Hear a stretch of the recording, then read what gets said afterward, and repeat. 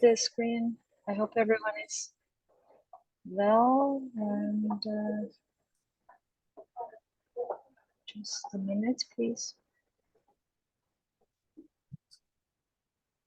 Okay.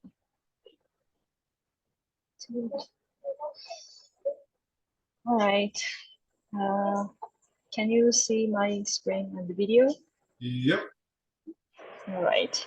All right, everyone. I hope everyone is very well, and sorry about being late today, just a little bit. I didn't know that the time is changed in the US, and I will be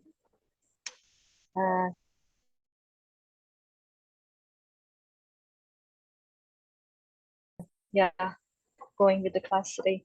I had this intention to go with the final layers of my work, of the previous one that I started last week. Some very major lanes and major massing has been done in the previous session, but today I try to go with more details up to the very end of the work, you know, up to the very final stage. And I'd really appreciate if you keep asking while I'm working. Yeah.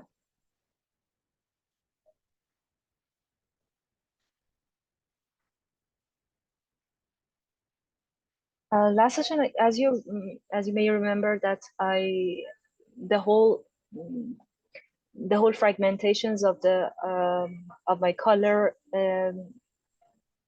lanes was so much tiny, and it went very, very fragmented. I tried to I'm now trying to again, you know, group them and group the major shape and group the shapes into a major shape, to simplify it in some ways. As I was just thinking about that, this plane is the middle plane of the picture, and I had this and I have this plan to work on the still life setup of my work. So I want to keep it a little bit with less details.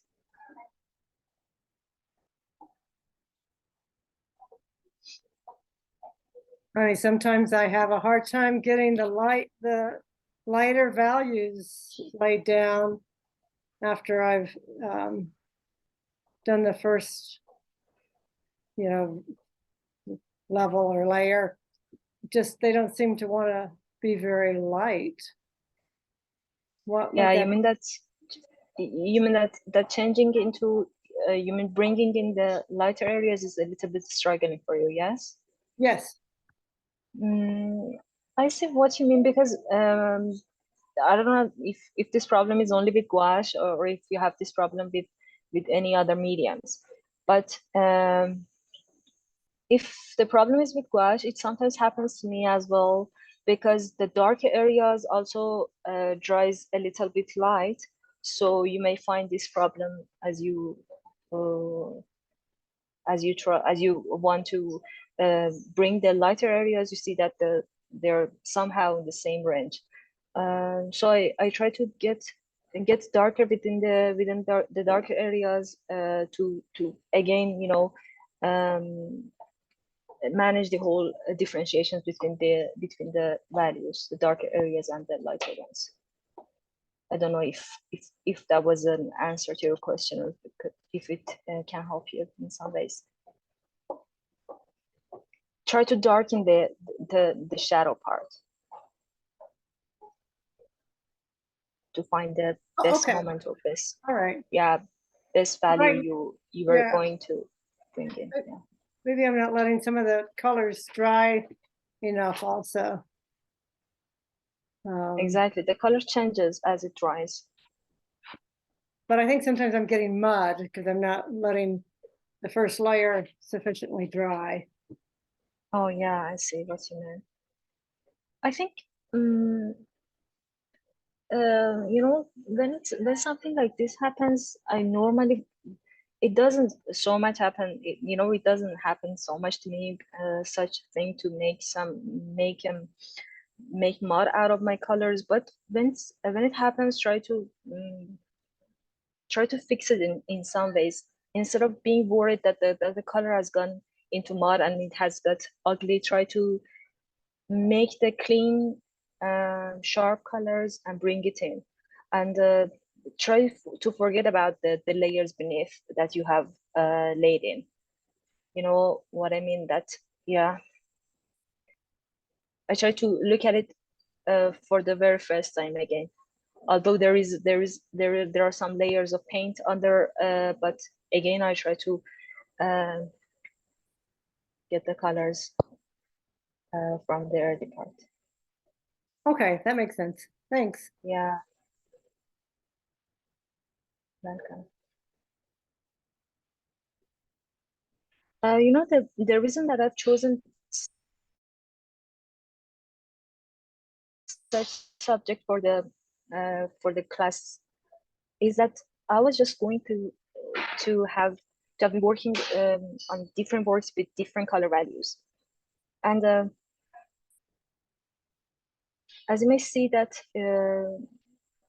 in this, for example, in the still life setup, you may see there are a lot of differentiation between the colors or variation of colors.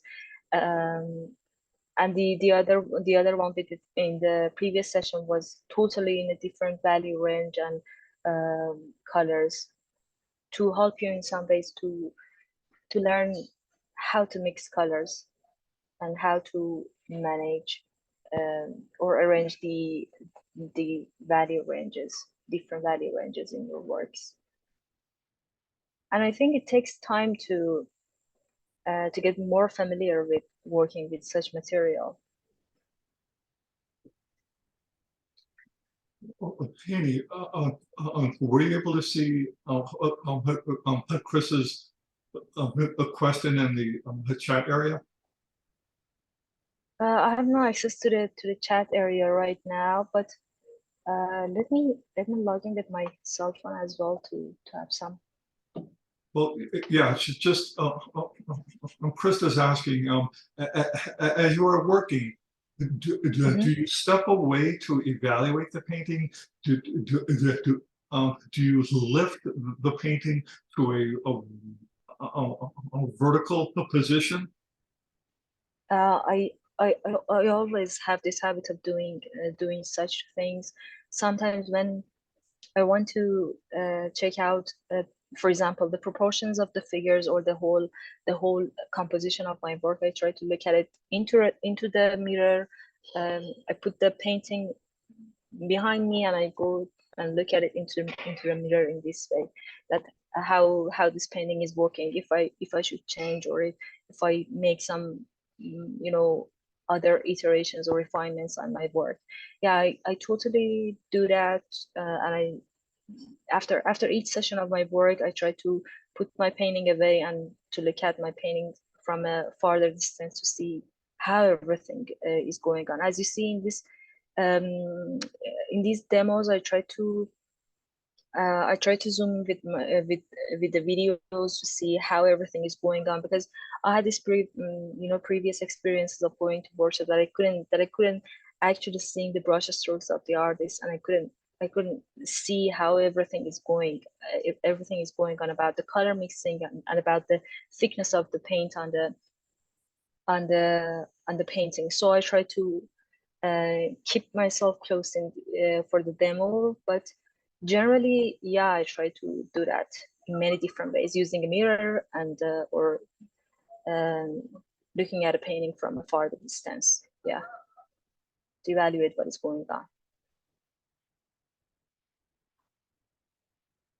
Because these are, I think this is how paintings in such sizes, for example, 50 to 70 centimeters. For such sizes, there is a need to do that. But for very smaller ones, so you are having the most control over it. So there is no need to do that.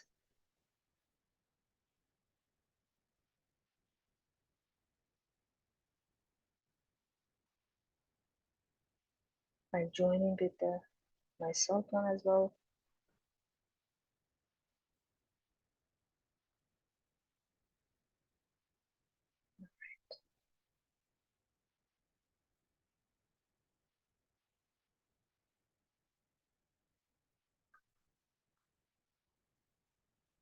Yeah, I try to also change the subjects in the props and details of my painting to have again to show you how I try to stay similar in way of um, applying paint over different subjects and again bring some differentiations between the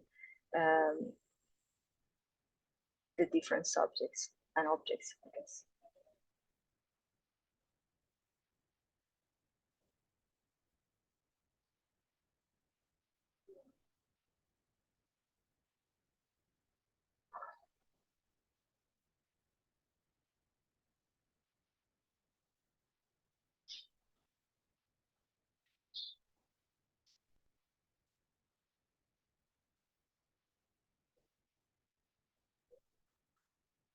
As you may remember that I went with more of um, middle range of colors and values, and then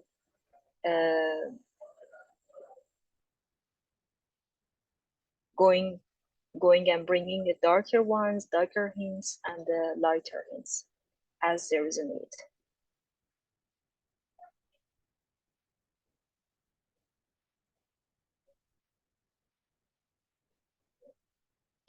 Questions?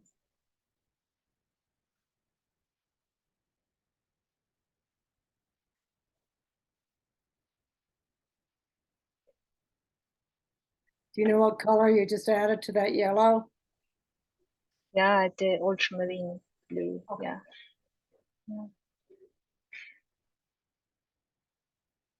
To make the greens, I normally try to, with gouache, I normally try to make the changes or make a variation of greens with adding ultramarine to lemon yellow, or sometimes with my yellow ochre and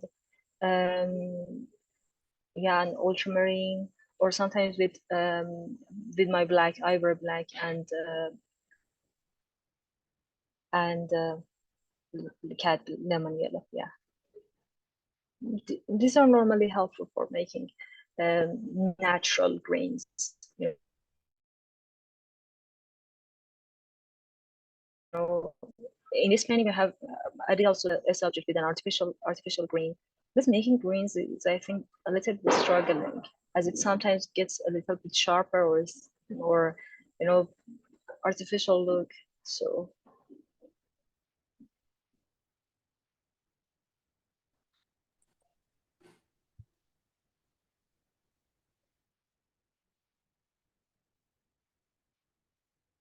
yeah, I've chosen another subject that you will see during the video. Most of this class will be with today will be on this painting, and the second half of the class I will show you another approach to making your gouache painting.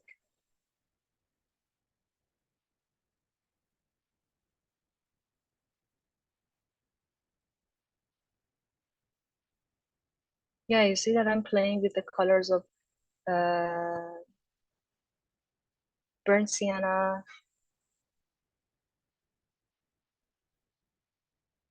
because normally radiant green, for example, that I'm using sometimes is a little bit,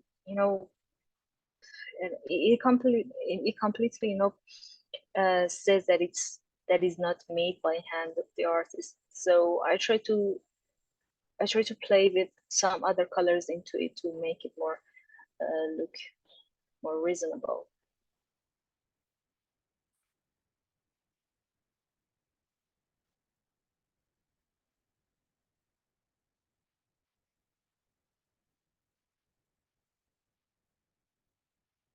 Yeah, you see here that there is a change. There is a change with adding a hint of yellow to my green. There was something that I was going to tell you, that I was just looking at the videos while I was working. I noticed something that was that I found really helpful for my paintings, that I normally start for the lighter areas with adding a gulp of, you know, um, my titanium white, and then add some other colors into it, because that opacity normally comes from with that white for the lighter and brighter parts of your paintings.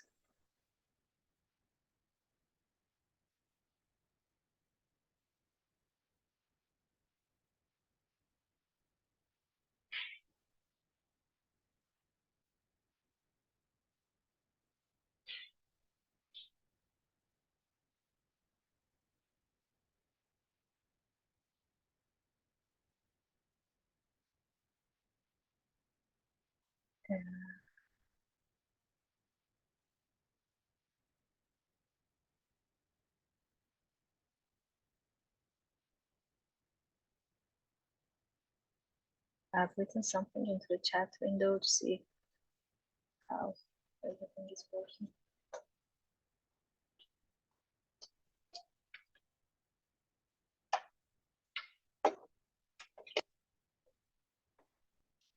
Yes, thanks so much. Thank you for the feedback.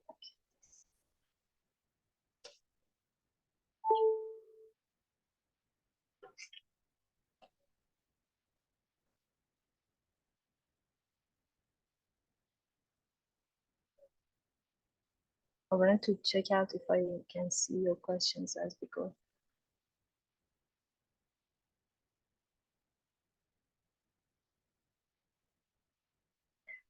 For the pink areas, I do start my very warm hints with vermilion or cat orange. If you have instead of vermilion, that works completely the same.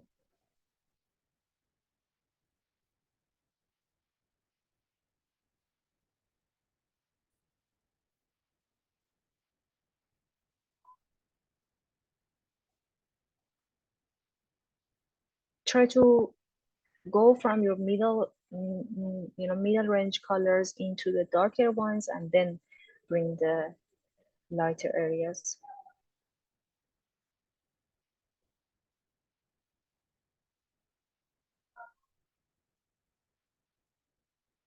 Today I will also talk over some of your studies for the class, to show you how you can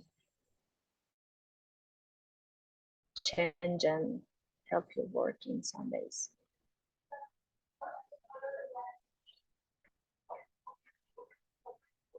Yes,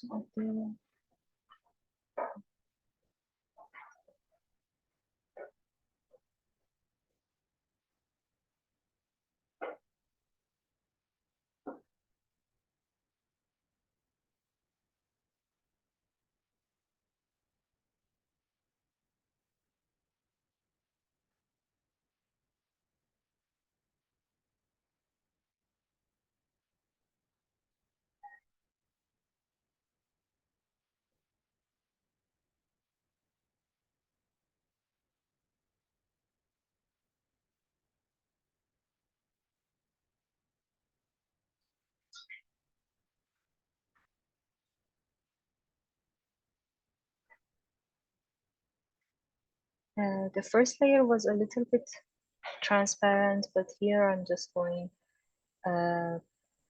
more opaque. One of you has mentioned on Padlet that you have problem with controlling this opacity or transparency, that it goes so much opaque and you cannot control it. I do suggest you to do that, to keep it in the middle. It's better to be transparent at first, but not that much watery. And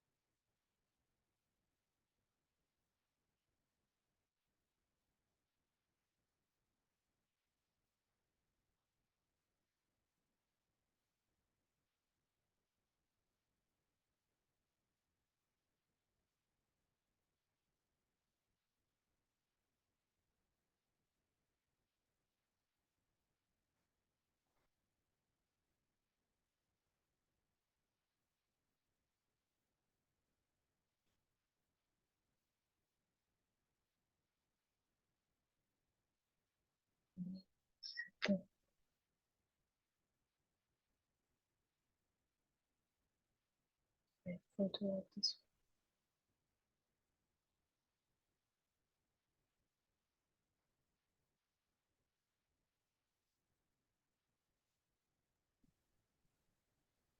Are you able to see Joey's comment? Yes, please. I'm And, just adding, yeah, okay, all right, thanks. one of the. um,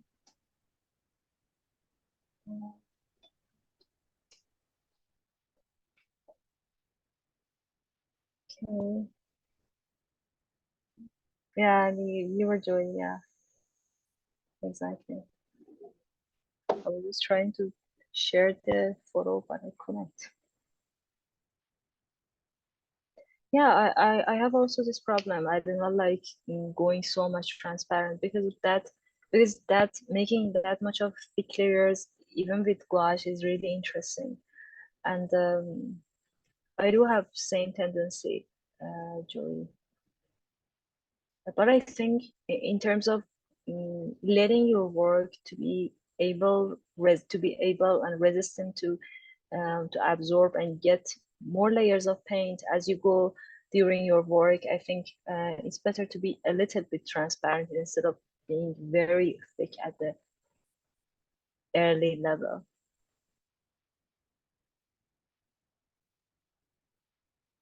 This is Joey. Hi, Hanie. Hi. Yeah, I think you're right. I think one of the other frustrations or struggle that I have is I need a few times to get the color right or the value right. And so I lost your voice. I cannot hear you. oh, I'm sorry. I'll go and type it then. Yeah. Okay. Fine. Thank you. Exactly. Exactly. With oil paint, you do not have any problem with such things. You can scrape it with some blade or something. Uh, but with gouache, it's a little bit different. You have to consider that there is no way back. You can dilute it in with water, but it's better uh, not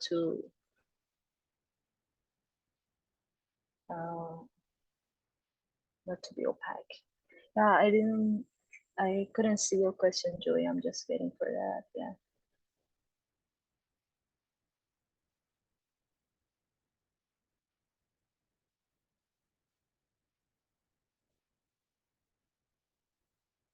To to show a sense of volume and to show which one is closer and which one is a bit farther, it's better to consider the details you will play with. Thank you.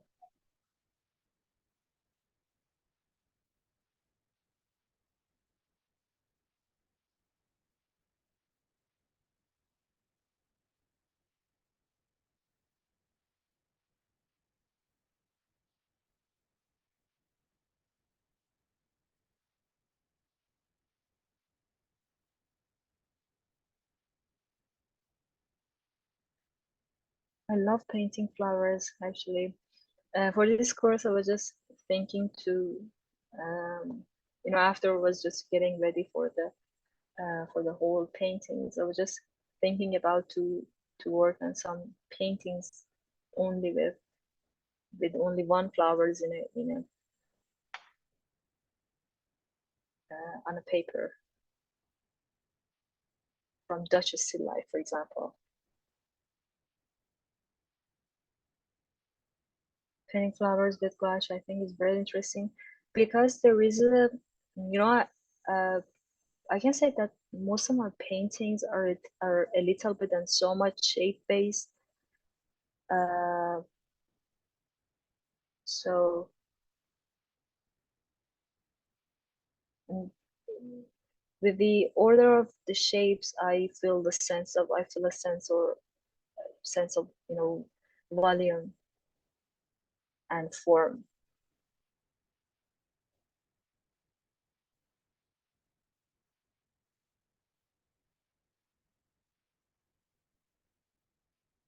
Mm.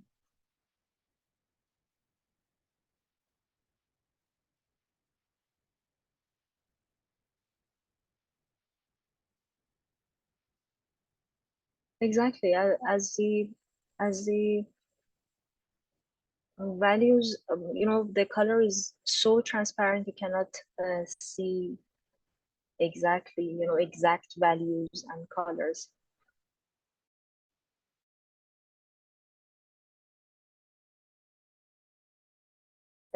The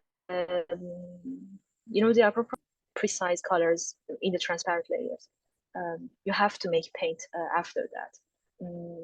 The thing I mentioned today that I will show you another way for your underpainting in the second half after I finish this painting. I will show you another way, another absolute approach to. Maybe some of you are familiar with that, but I will show you how I went transparent and how then I tried to lay the opaque colors. I think today's session, if you don't mind, will last a little bit more than 3 hours because I tried to paint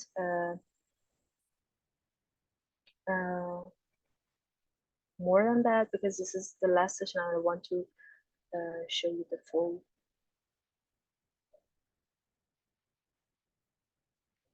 things I have to. See here, I'm just going a little bit cooler.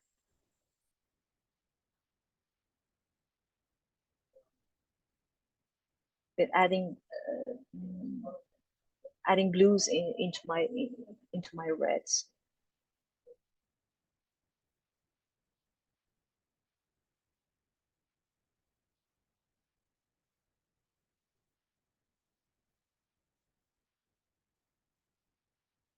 That reflection of there is a reflection of blue reflection because of the light source. There is another large light source in the far left of the model, and there is a sense of blue color, which I really like that color.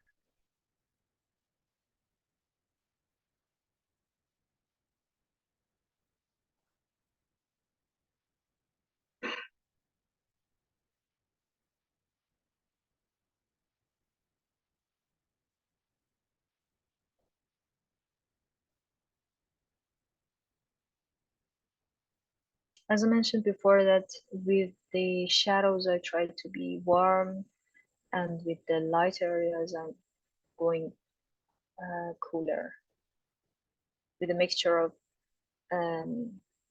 cool yellow or very cool blue. Yeah.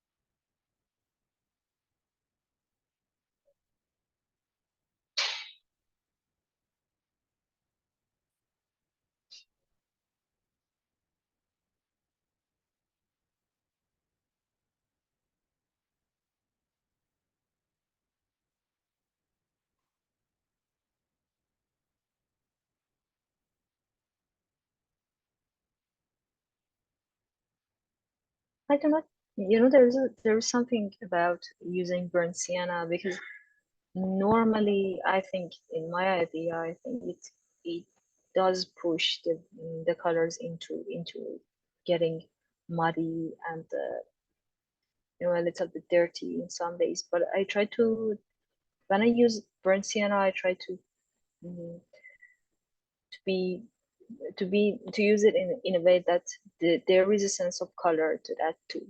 I do mix it with some amount of other colors to decrease the effect of that color.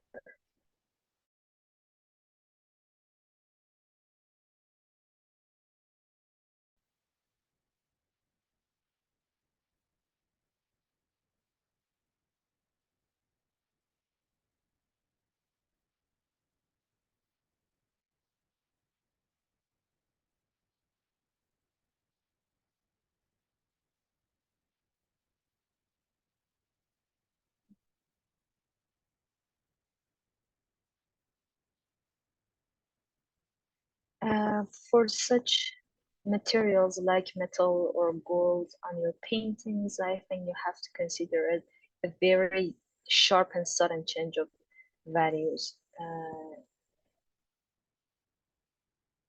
When you compare to those value range in the leaves or in the flowers,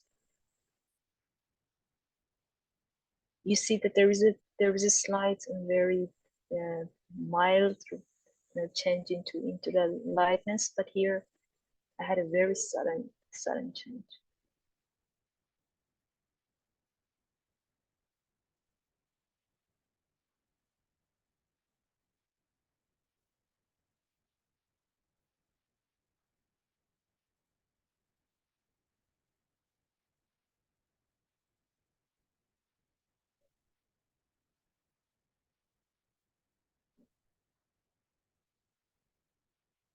Yeah, here I'm going a little bit simpler than before.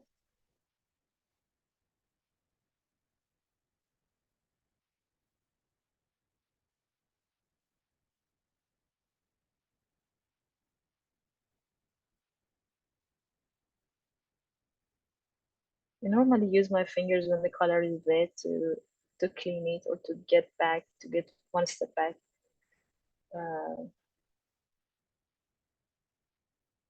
I think fingers are really helpful.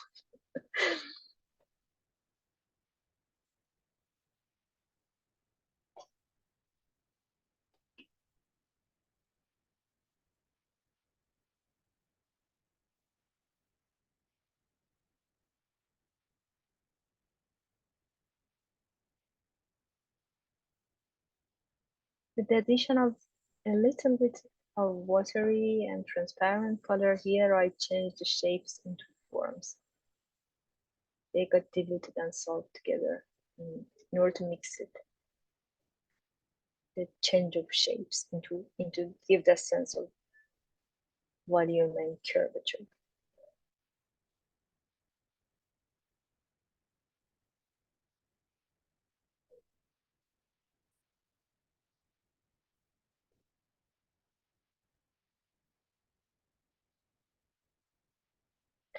As I mentioned before, that I was, the direction of the light source was in a way that I had the light up to her breasts, and then there is a sense of shadow, a very light shadow, and then I have the lights. I will also share the references if I could. I felt that sharing references doesn't let the picture to be complete for you all to see the whole progress here. And now here I'm just with these leaves, I'm just going with an exact, approach to the flowers. But here with the greens, the range of greens, softening the edges.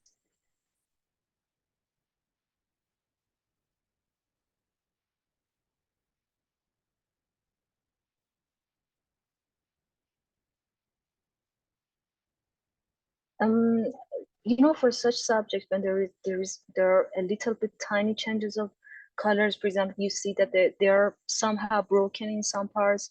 Try to at first go with the larger shapes, then bring, for example, those dark marks of her clothes between the gaps of those branches, I can say.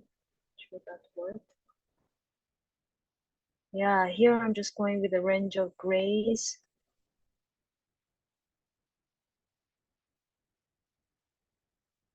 Warmer grays and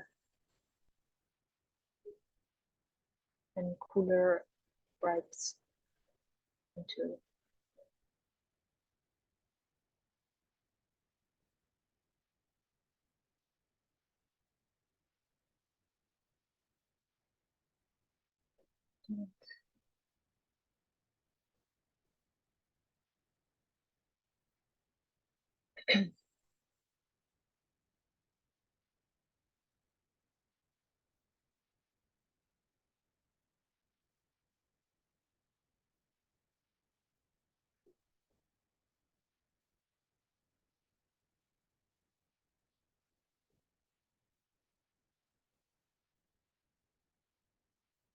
it was a little bit struggling here to make that change of, yeah, this was the first part of the, and next one is this.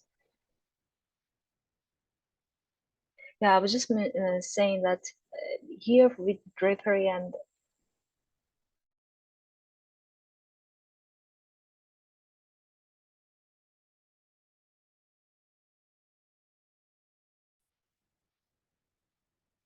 but again, you have to keep being cool in the light areas in this part. There is an interplay, um, light and cool colors in this general lightness of her clothes. I shared the reference again.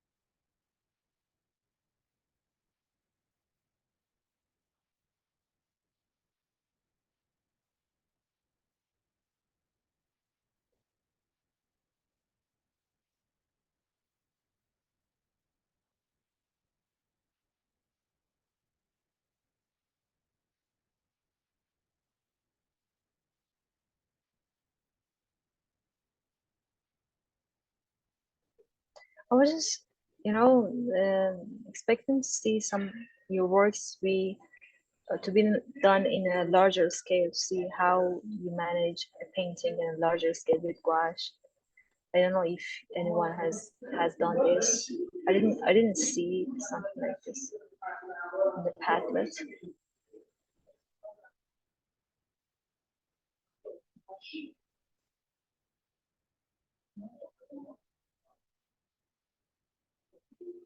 Yeah.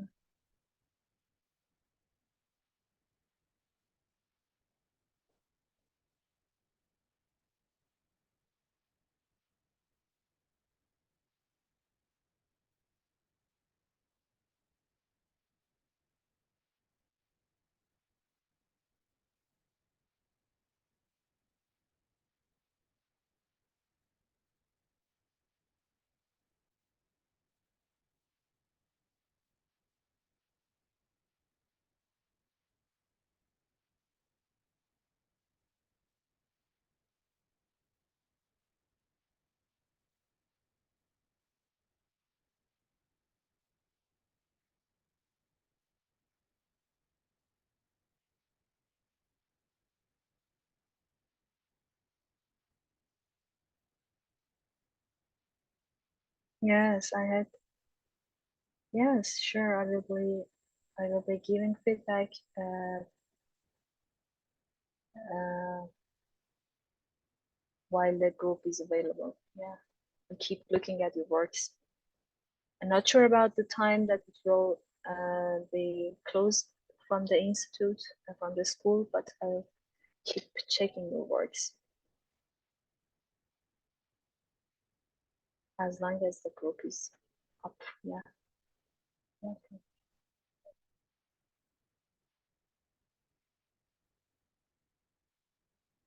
I think you might find it really joyful and enjoying as you start painting, really painting and engage painting with gouache.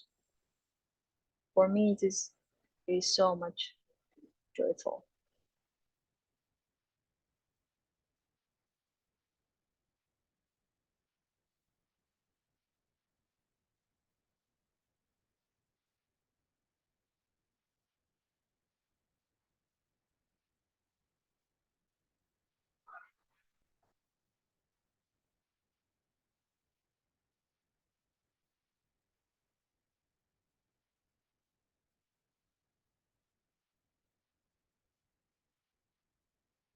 As you see, the range of grays in here with the mixture of vermilion or cad orange with ultramarine and red. The cad red would be helpful. And for the lighter areas, for the very light hints, you can see that I somehow between a change of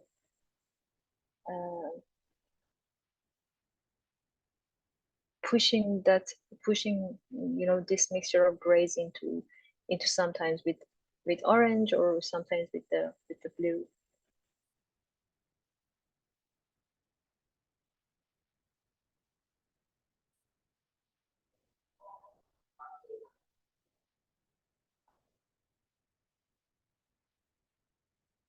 Yes.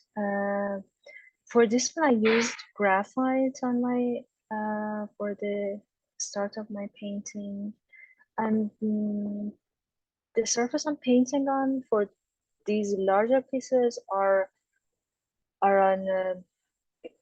It's a cardboard. That's a very thick cardboard that I'm finding helpful for my painting. Arches cold press is also helpful for painting with gouache, as it's very resistant and to loads of water soluble materials.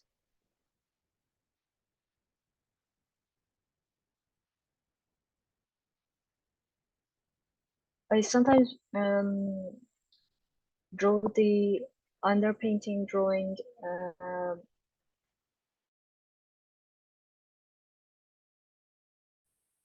with graphite or with an H or HB graphite pencil, or sometimes with the colored pencil. Yeah, it's better to use some pencil with less blackness that will not mix with the colors as you bring into your painting.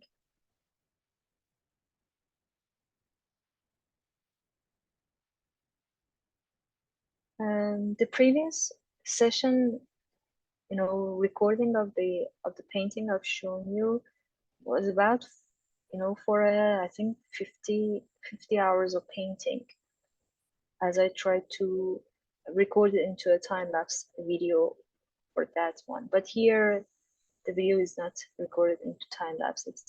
It's more in a real time with a bit of fastness.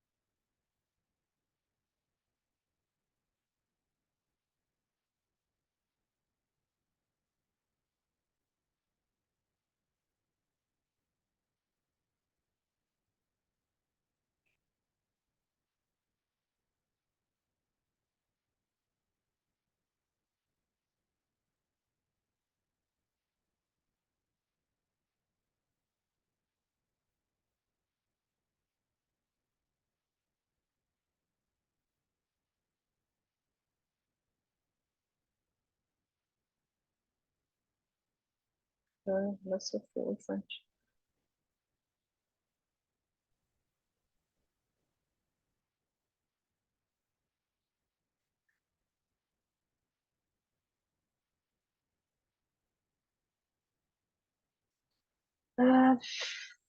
That's very hard to answer this question, but as you see, I'm very playful in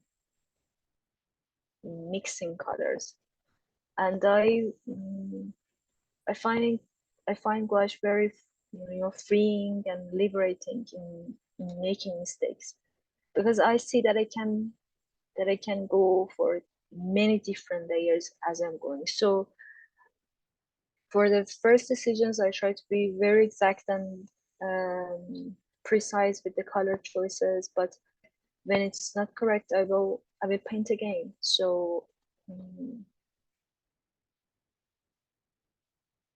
I think this is the only way that I use in judging the exact colors.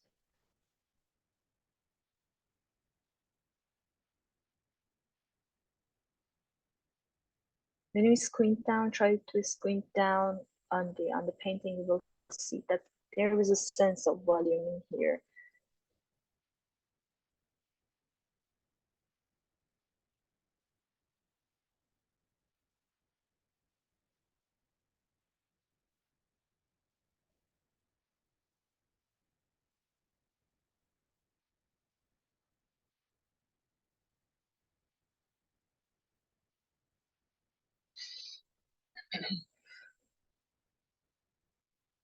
Yeah, as you see here, I went a little bit lighter than expected, so I added another layer of mid-range value with colors.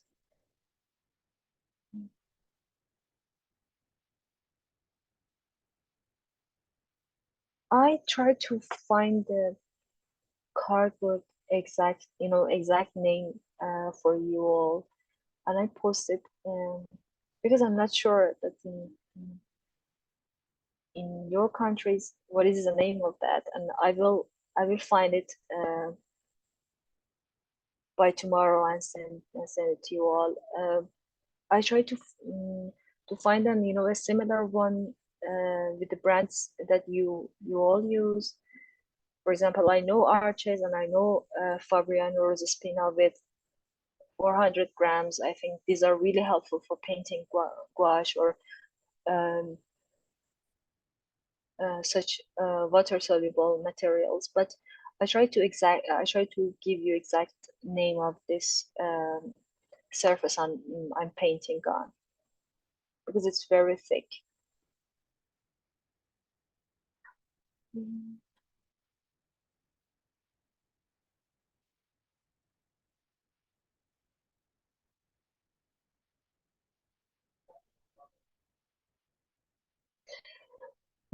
The reference is exactly on my iPad in the upper part of the painting, as you are seeing. I think every 5 seconds I try to check the reference, because I cannot go making the paints without that checking the references so many times and so very with the least distance.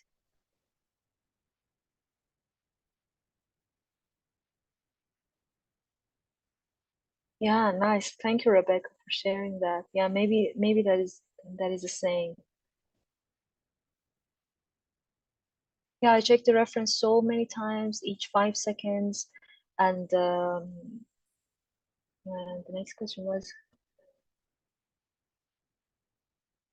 oh yeah, and about the decisions that doesn't show up exactly in the reference, because I'm normally trying to push the reference photos into the painting, into my painting, I can say, or into a shape based painting. So I do refer to the reference, but I try to get to stay away from it in some ways, to not exactly making a photograph instead of being and making a painting. Yeah.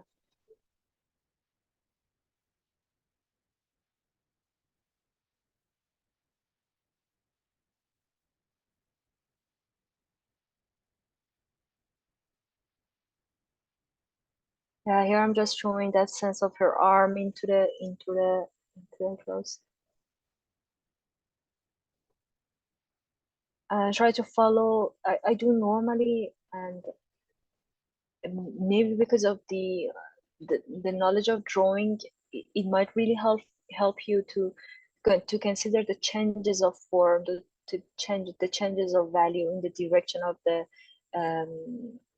every object, if that's figure or flowers or anything else. I try to follow the curve of the form, and then exactly with the direction of my brush, I do that too. So yeah, and again, I will share the surface I'm using. I will check it out in,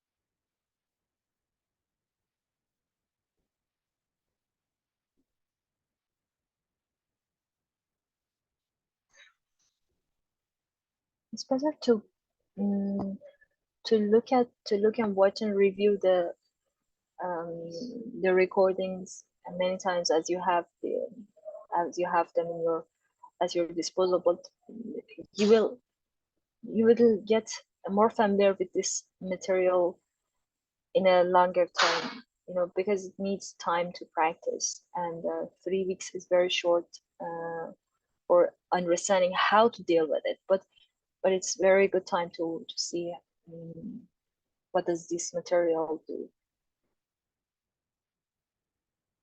and how it can be serious for making serious paintings, not just for making poster studies or thumbnails or such things. It's material, yeah.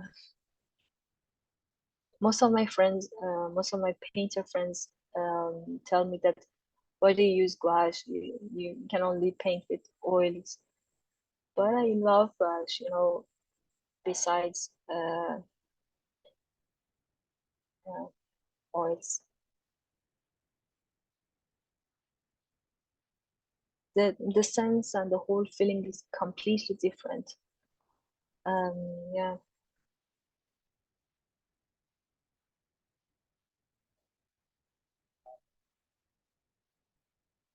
You can also make corrections on with it very simply.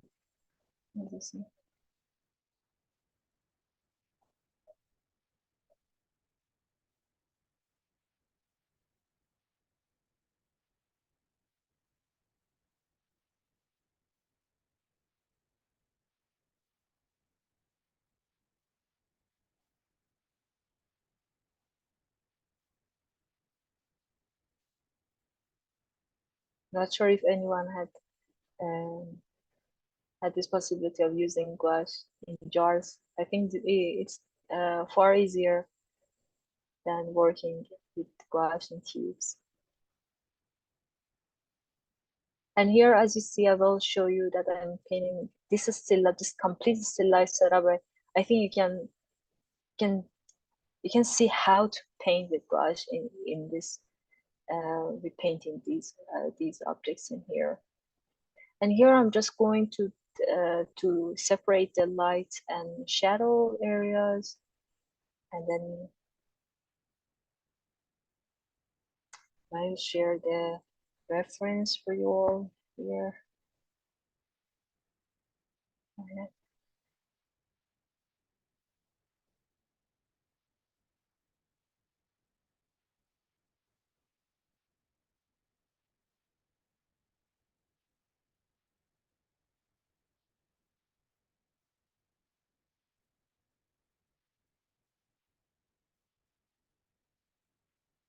Yeah, adding some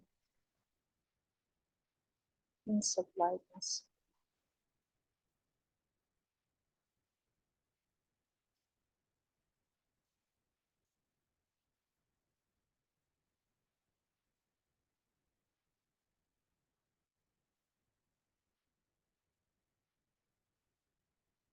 So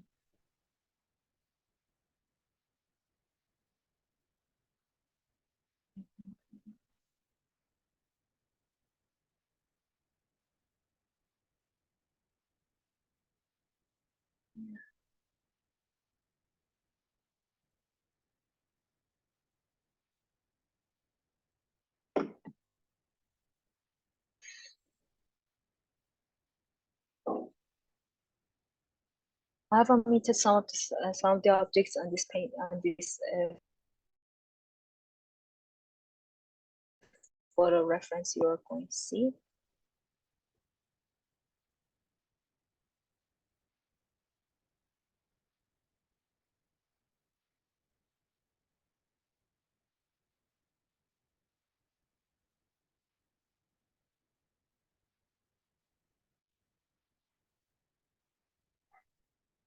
I have different photos of this whole set of objects, so I shared one of them to have a very kind of general idea of what is the reference here.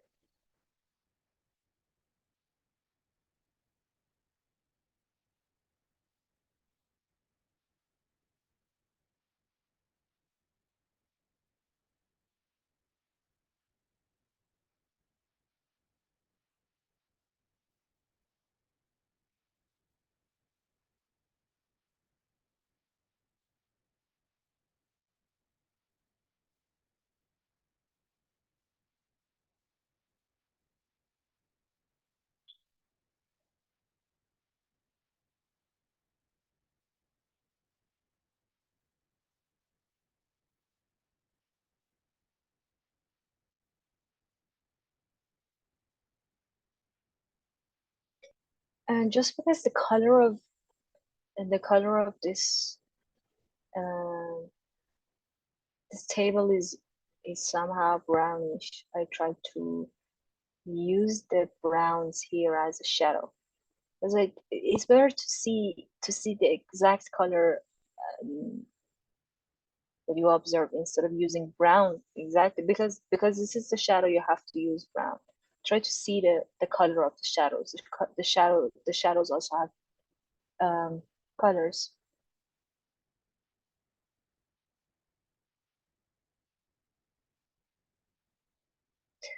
The general idea of adding still life to this painting mm, for me was that I wanted to show that mm, that there were some other people into this place and giving some hints that that I myself I'm also included in this painting, or the spectator or the viewer of this painting will be in some terms, you know, involved into the painting.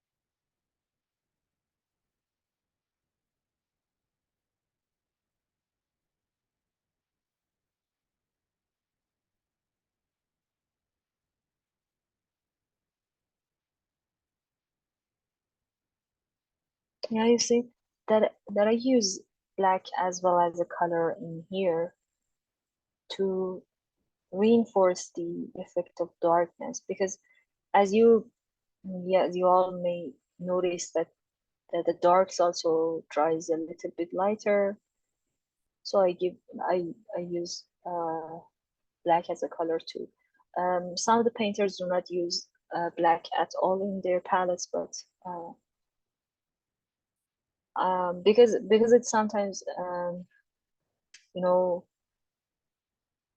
makes the colors get muddy, but if you have this possibility of controlling the color, uh, feel free using it. It's a color too.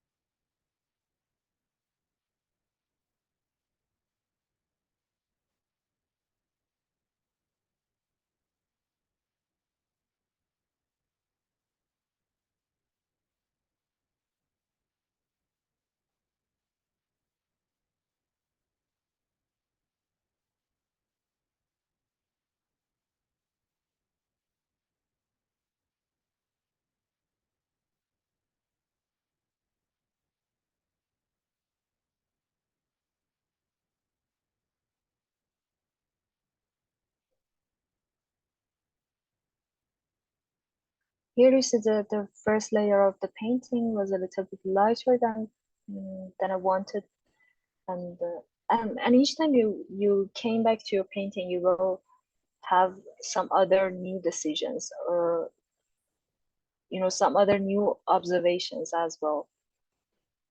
Each time you see the colors differently, you observe the colors differently. I think that's really interesting. That shows the process is really important to painting.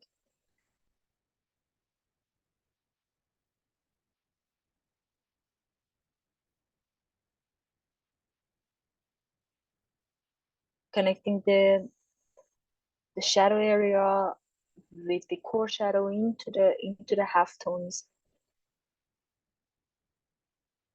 That's what's going on.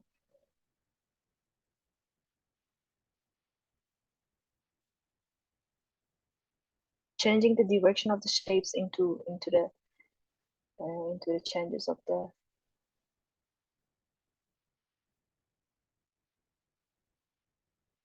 form.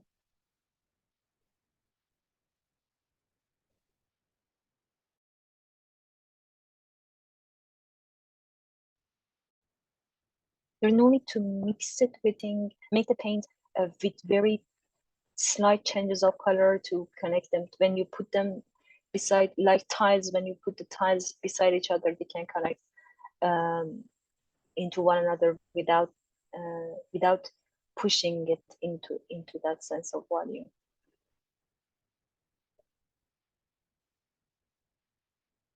I think shapes are working as tiles in painting.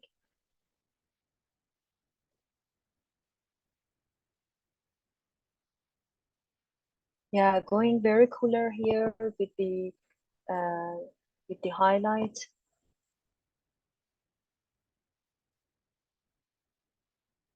You can very easily compare the differentiations between the warmth and the coolness of the light and shadow here.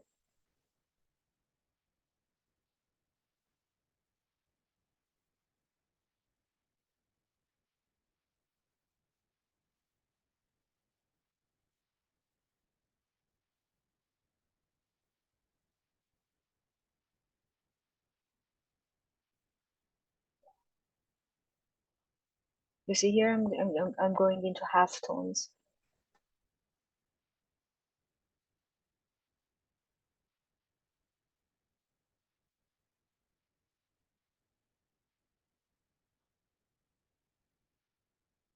I changed the reference here. The appendix a little bit changed into the. I normally have many different photos from my model or everything is that reference.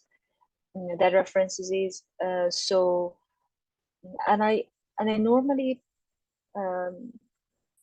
get best out of all of them. I try to have a look and have an eye on all of them, or in which part that one is interesting, or which one is.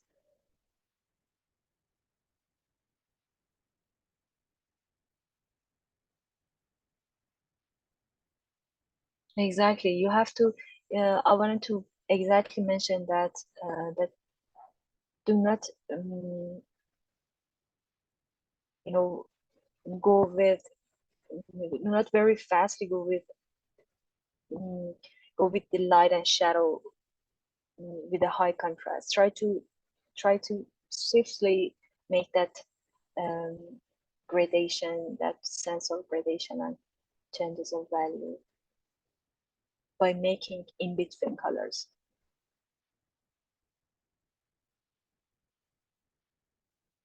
Uh, in all of the gouache paintings I've ever done, this painting was the one that has the most still life. Because I had this intention to make a painting which can give more sense of gouache, more understanding of gouache.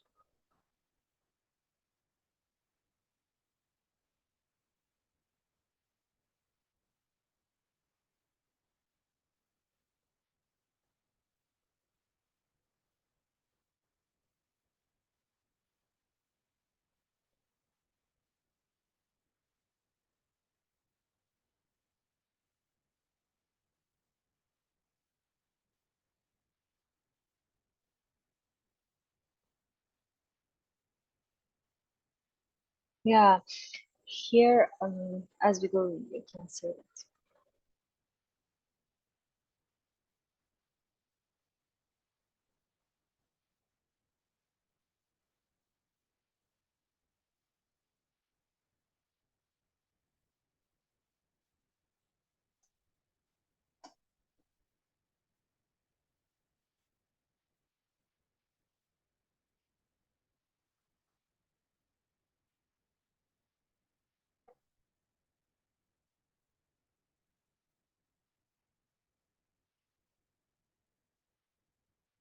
Yeah, here when the object meets the surface, we have the cast shadow, we have the start of the cast shadow, and it's far darker.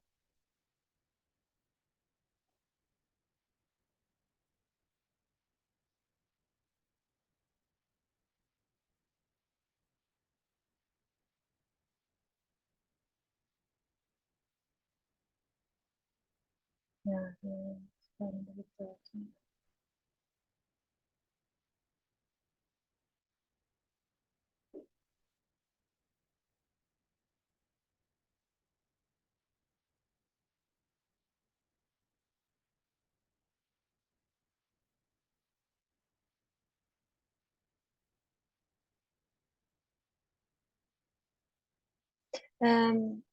I normally try to think about the color relationships into a painting. When I'm just mixing many different photo references into one painting, you have to think about the relations between the different areas. For example, her cloth is somehow purplish, so I try to um, bring that color into this into the shadow areas of the table.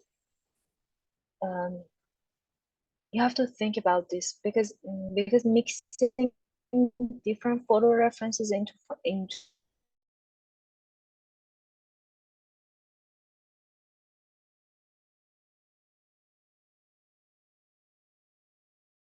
the other is about connecting the light sources for both for both references. If you are going to mix it, but if you have one you know one photo reference is completely different and easier, of course.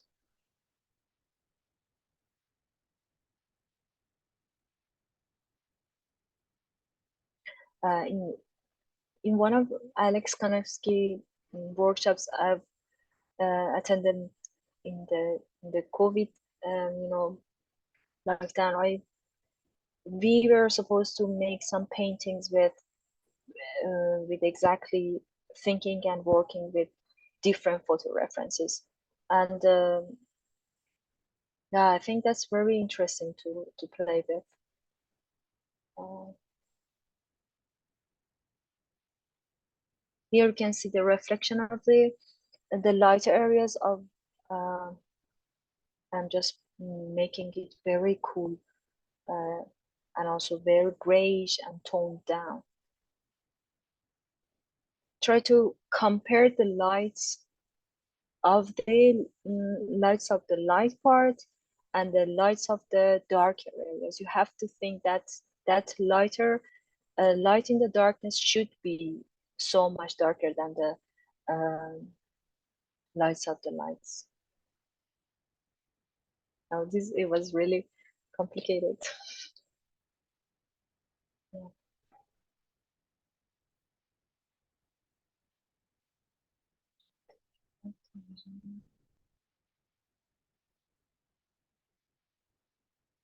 Thank you, Rebecca. It dries lighter as you see, so I try to push it again and again darker into darkness. But generally, as the whole colors have this similar tendency to dry lighter, you won't may face any special trouble. But if that's your intent into into getting more darker, getting darker, so it's completely different. Yeah, can go for the very next one, and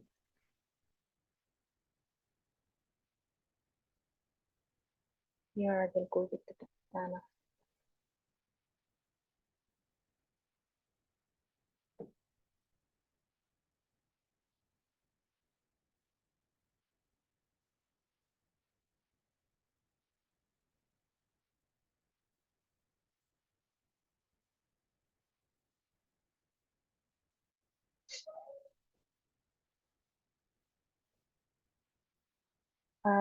I think John has shared her color mixing study on Padlet. That was really interesting. Um, I think you can play with mixing greens, different greens you can make, or different reds. You can go lighter reds.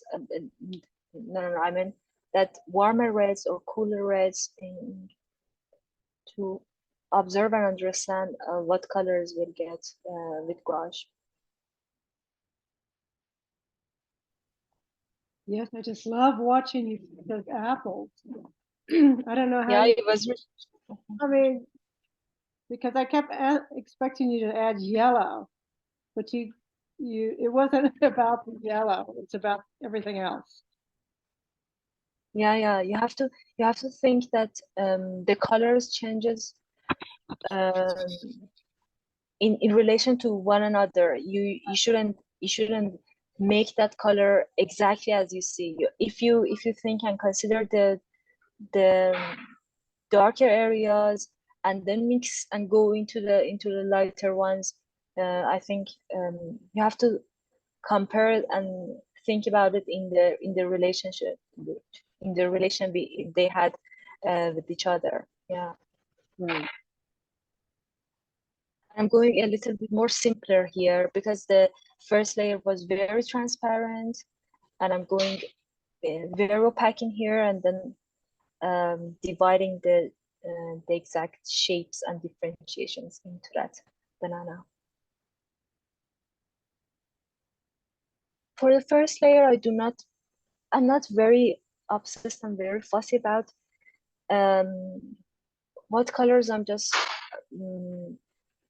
mixing and laying in. I try to be very free, just showing the dark and lights, and also the um, some sense of that general color of that object or that scene, whatever it is.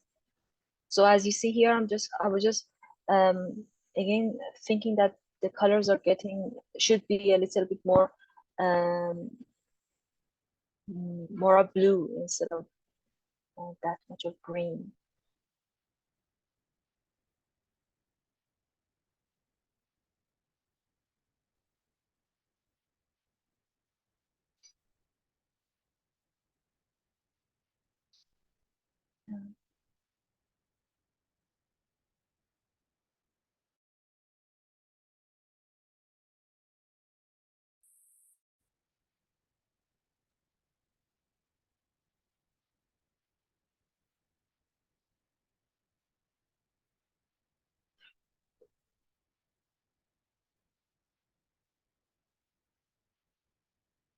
I will upload the previous video of the one of the previous painting of in the previous session on Padlet.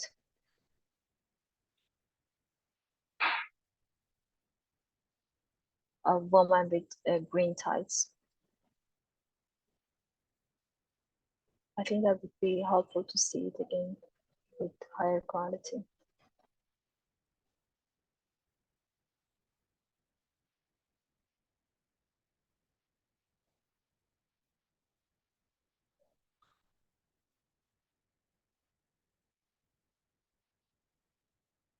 Um, I'm using lines to show that cast shadow, that edge between the cast and its cast shadow, but mixing the line into a shape. have to be very careful about such things, where that line should be left exactly that line, and or it should be extended into a shape, into a larger shape. Can I ask a question, Hanie? Yeah, sure. With the color studies, Yeah. how right do we want to get it before we move on to the next piece? And it seems like some of what you're doing now, in terms of creating color by local contrast of other colors, that might, is that what we do in the studies also? Do you know what I'm saying?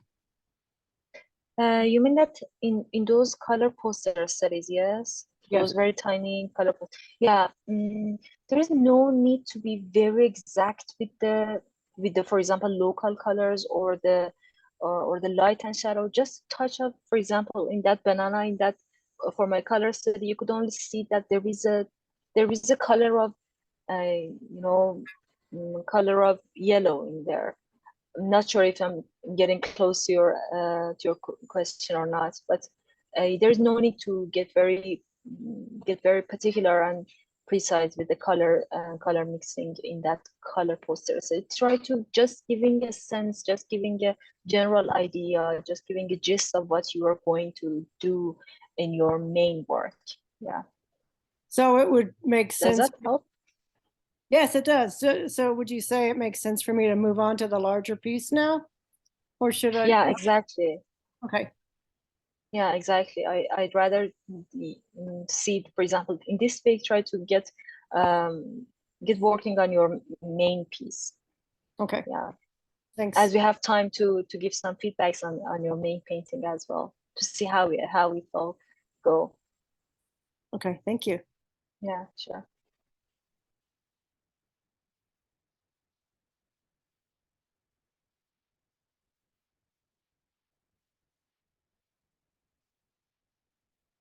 And somehow opaque, I think you will find a moment and a point in your experimentation with gouache. In a there is a time that you will see that your hand is just understanding where you are going. You need to be very opaque, or where you need to be very transparent. As I was just seeing how my process was going on in this whole course, I was just seeing that I'm not very opaque in everywhere. I try to be I try to I'm somehow playful with it. Sometimes I'm very opaque, and sometimes I'm somehow transparent. But with the lighter areas, I can say definitely I'm opaque.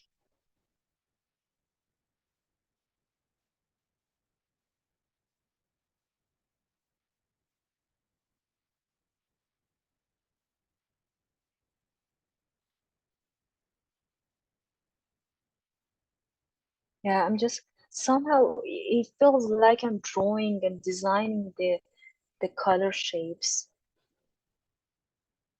That's why I think I prefer that those angled brushes.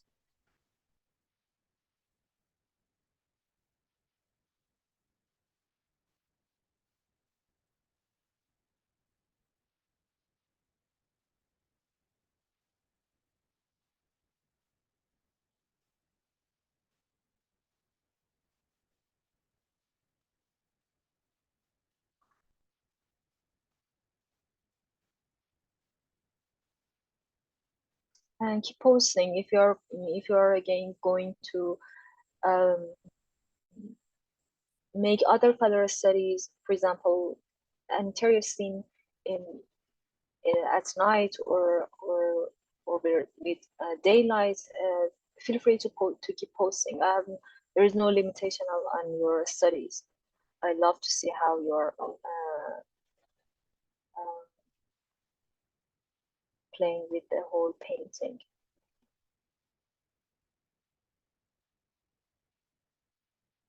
Yeah, then I just decided to add a knife in here, because I felt that that white white of the plate was not convincing enough. So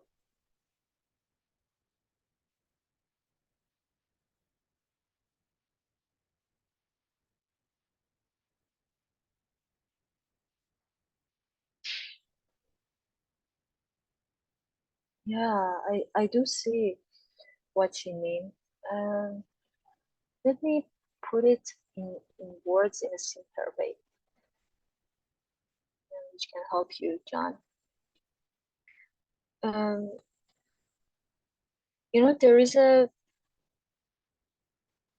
uh, there is a there is an in-between moment that you are somehow opaque and somehow transparent. That the paint is a little bit uh, watery, but not very watery. You cannot you can control it. You can have some control over it with your brush. I think that opacity is very fine for making a general, for making the main kind of kind of approach in painting. And as you're going to push and put the lighter marks, try to be more opaque. And when you're going to, for example, mix different shapes of the shadow or the halftones, I do normally prefer to be somehow transparent. I'm not sure if I'm good in explaining that or giving the whole idea. I think this is the only way I can put it in words. Yeah. And how long have you been painting? Yeah. Oh, about transparency. So is it in part a matter of how much water you add to the paint? Exactly.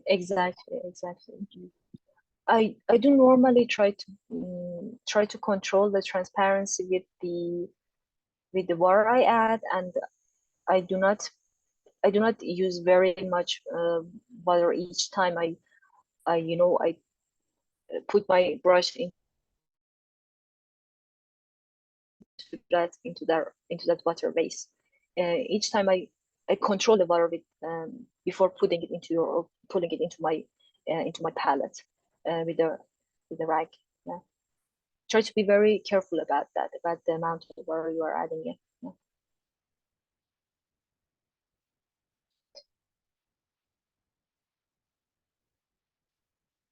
Yeah, I can say. How long have you been painting? This painting, I think, it started exactly in the first week of the course. Yes. Um.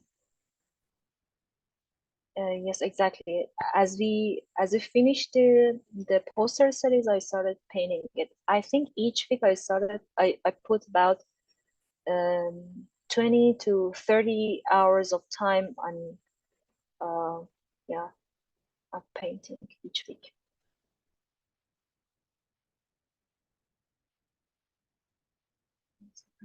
Rebecca, I think the general idea of keeping lights opaque um, gives and helps the lights come forward, because we have this tendency, or we have this intention to lead the viewer or the spectator to see the lights. The lighter areas is of higher priority in coming forward and in our visual experience, I can say.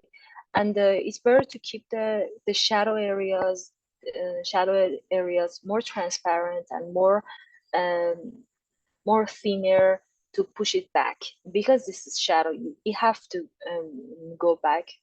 This is the only a general, I can say, idea of a painting of Renaissance. I think Renaissance and Baroque idea of thinking about values and light and shadow.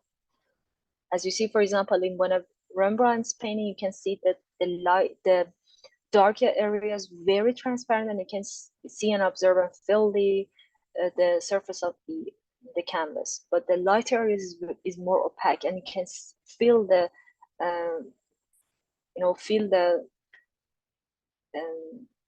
the mass of the paint, yeah, on the surface. Rachel, about the question of how many years have I been practicing art? I have studied painting in University of Tehran, and then after those years, I think this is about I can say this is about 9 to 10 years of intensive studies, of serious studies. Yes.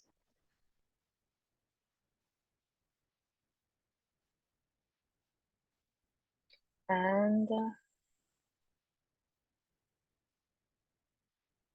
exactly, you take over they take over the painting. There is an idea when you want to give that sense of flatness, for example, um, in in the modernist paintings, you can see the the thicker, thicker paint with the shadows. Even it gives the sense of flatness. It comes forward. But if you have this tendency to give this sense of depth in your painting and this sense of volume in your painting, and to reduce the idea of the flatness, it's better to consider this whole idea of getting more transparent and thinner with your shadows and more opaque with your lights. Yes, I do paint every day. I do always show up in my studio, um, even on the weekends. I'm somehow workaholic and I love painting. Yeah, I try to show up every day.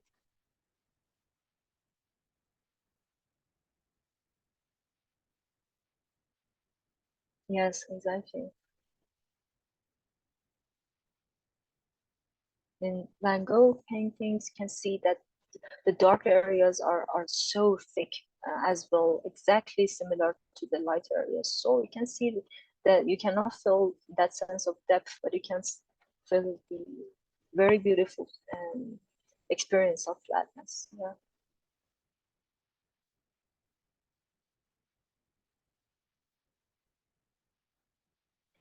For painting glass objects, it's very good to not to paint the glass objects. You have to just again simplify it into very tiny shapes of color.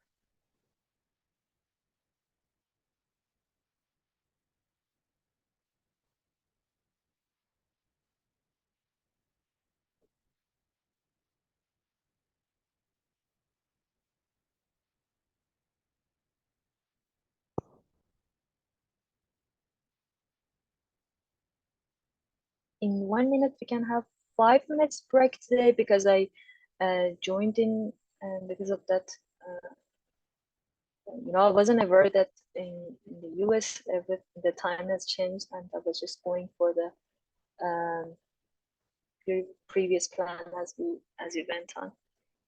So today, if you don't mind, we will only have 5 minutes break.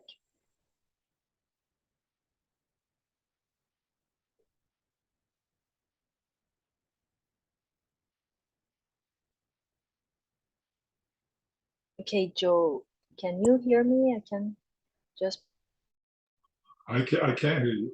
Do you want me to pause it?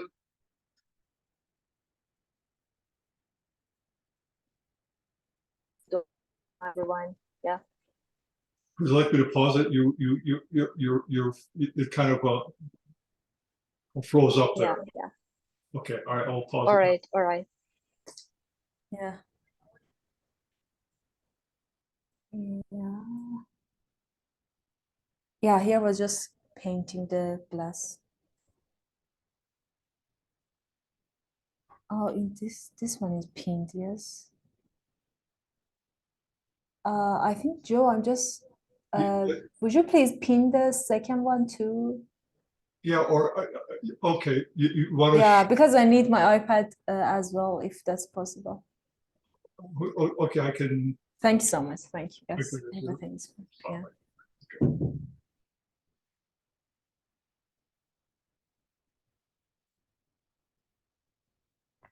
Yeah, as you see that I'm just trying to um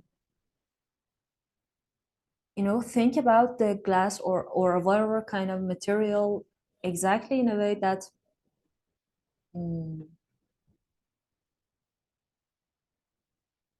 that it is not a glass. It is paint. These are shapes of paint. So I have to.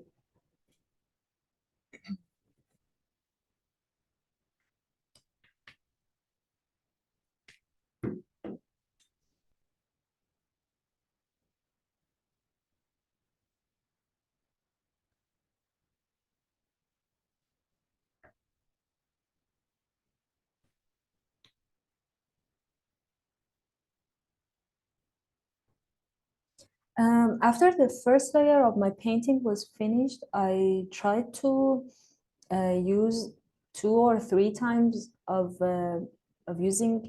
spraying fixative on my painting because I wanted to fix that layer and I didn't need it to come up into the next layers. You see that there is a sense of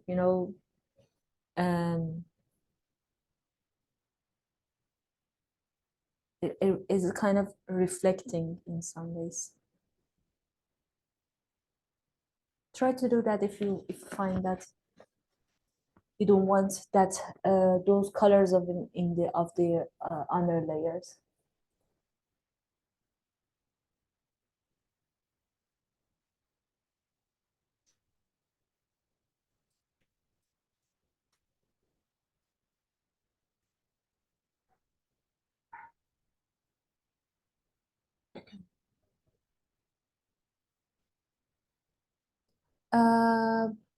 Yes, it somehow changes that matte quality of gouache. Um, I think it it makes it a little bit glossy, and also somehow it darkens the paints a little bit, very, very slightly, but this is the change that it gives, which I like it. I find it joyful and interesting. But for your very final layers, if you do not want to frame the painting with glass, you don't need to, there is no need to add fixative. Just into the process, you can use it as a material to help the whole process of painting. You know what I mean? That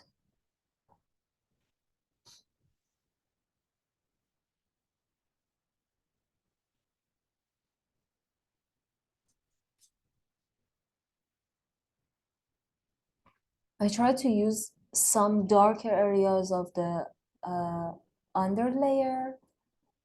You know what? In all of my painting, I do use the previous layers when there is a need, when I find it interesting, or when I find that it will help the ones on the top.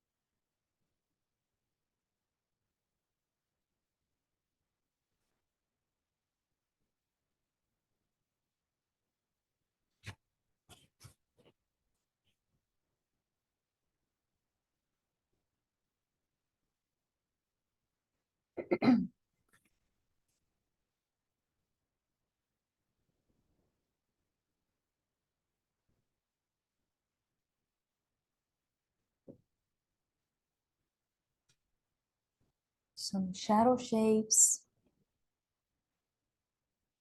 And for the ellipses like this, I think it's a little bit critical to and challenging to paint it and correctly. You can also draw with pencil when you find it a little bit hard, or if you don't want and feel like that wonkiness of the of an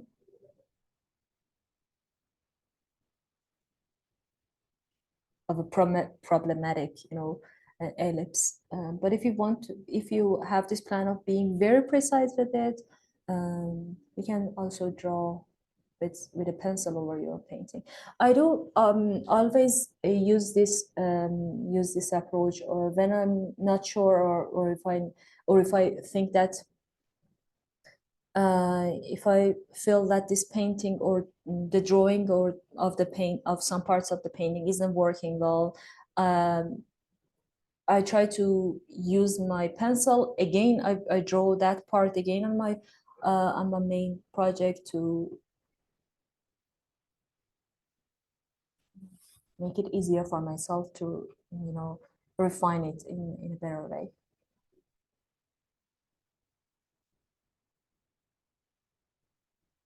Yes.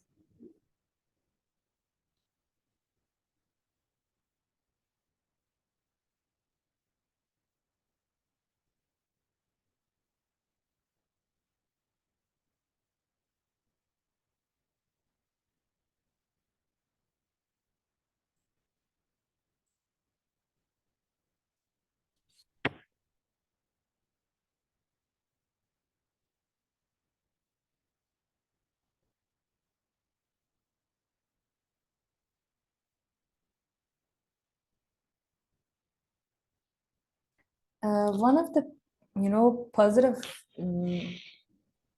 facts about using gouaches in jar, I think, is that you can freely, use the colors exactly directly from the jar, and then I do have this habit of washing my color, gouache jars each day after working. I do wash it, and then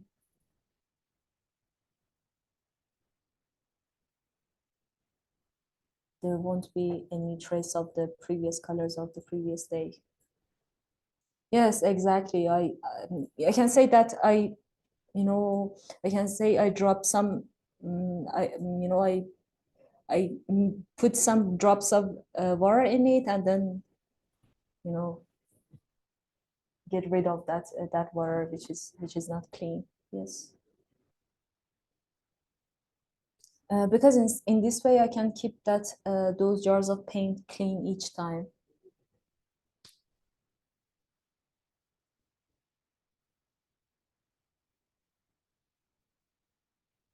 And the other thing that I do this, and I do not bring gouache onto the palette, some amount of yes, exactly. Yeah, I think it's easier than losing lots of paint each time on a palette, because gouache dries so fast. Although you can again use it again and again by adding water in it, but in this way it's easier not to lose color. Yeah, that's a way that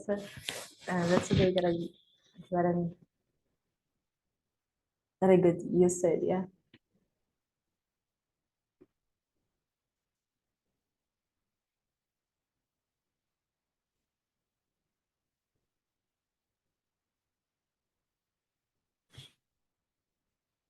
I think a schmink also, not sure if that's in the US as well, but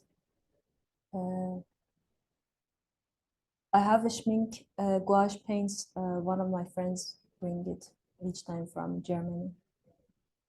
That's a very useful paint. Yeah.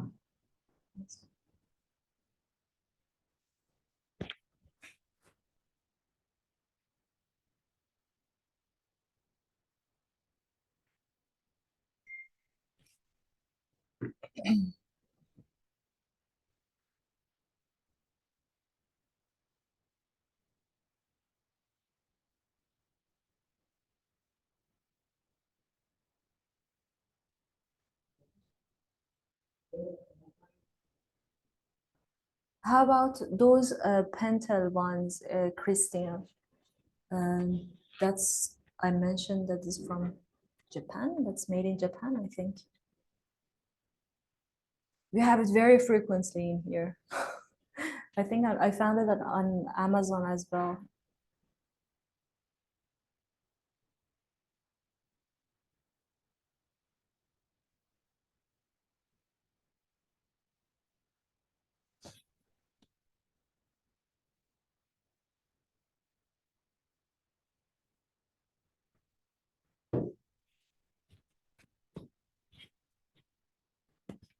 I think we have some. Yes.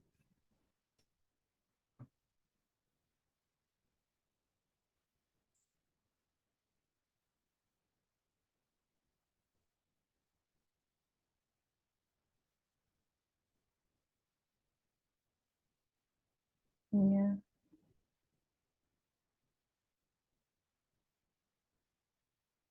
One of you has mentioned, I'm not sure who was saying that, but one of you has mentioned that you're using M. Graham gouache paint. I think that would be really wonderful. It's a very high quality gouache paint.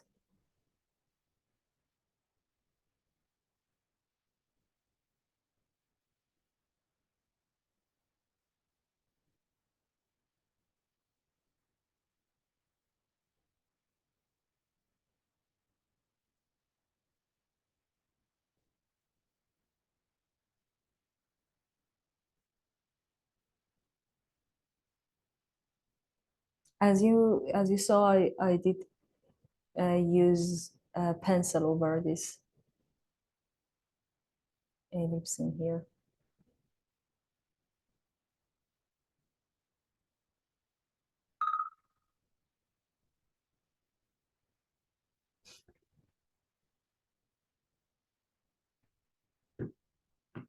Yeah.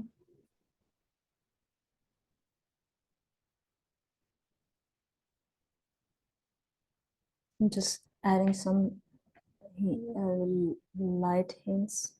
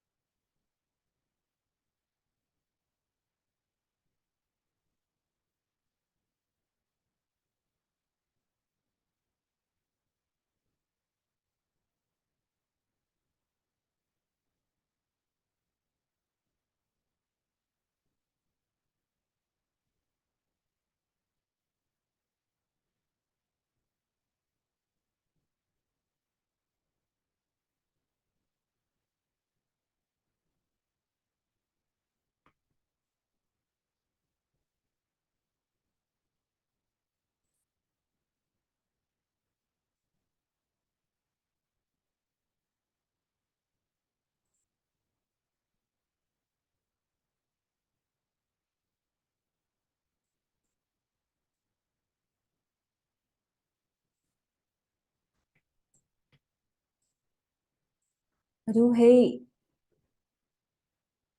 reevaluate what darknesses and the lightnesses are needed into this work. I felt that this part is getting a little bit light, and then added some lighter, added some darker values over that. Yeah, about the greens here, I'm just going to show you that in this part, I'm just using Viridian green directly from the tube or jar or wherever you're using. Because the color was a little bit artificial, compared to those greens of leaves. So I felt free to use this.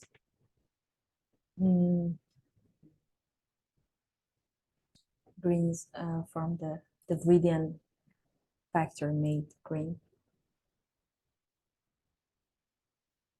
There is some glare over this part of the video. I'm sorry about that.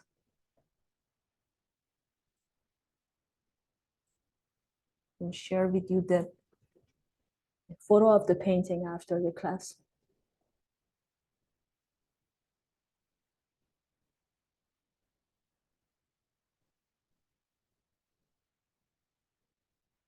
As you see, the first layer is somehow transparent, and now I'm just laying in the thicker paint over.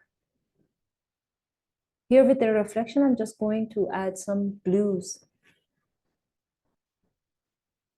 Reflect local shadow of the area and the bottle.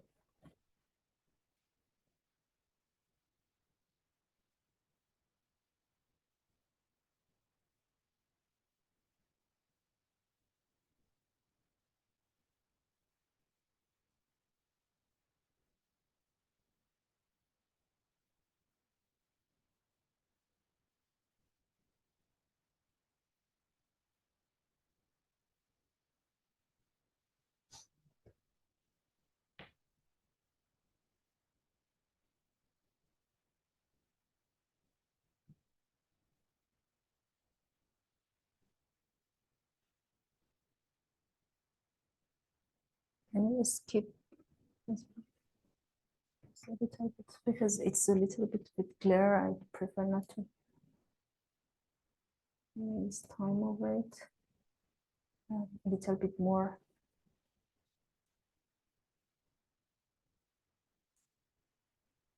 Yes.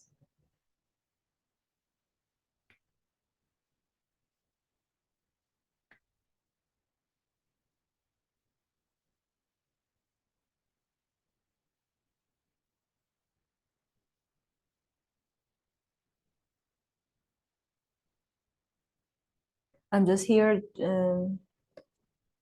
bringing some colors to show a very subtle shift between the darkness and the half tones.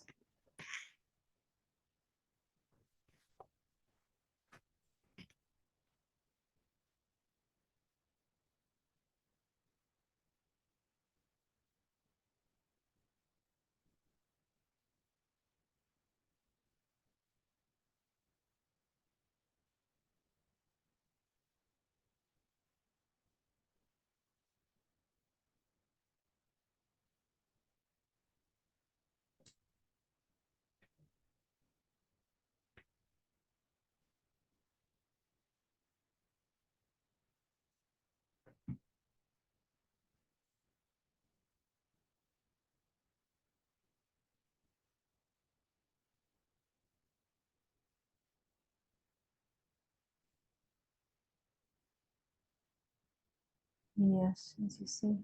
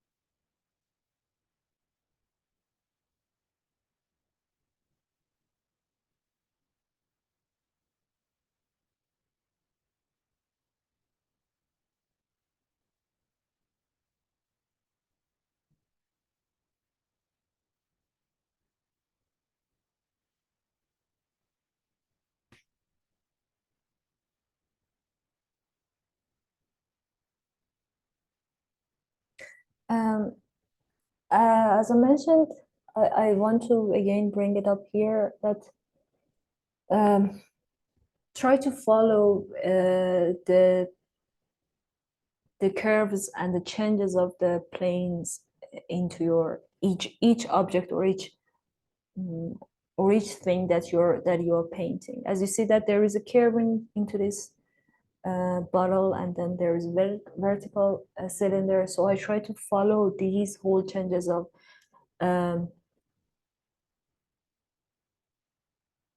forms. This is the only way to show that sense of volume and that sense of you know, three-dimensional object.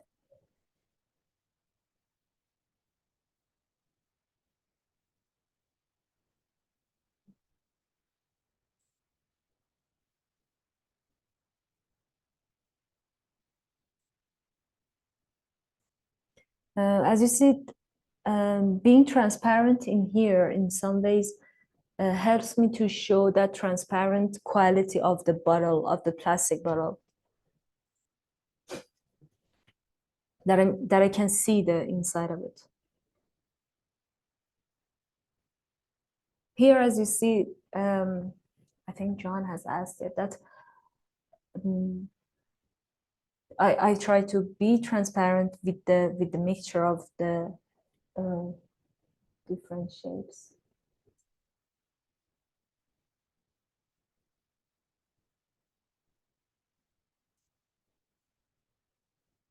And getting cooler and light with the brightness.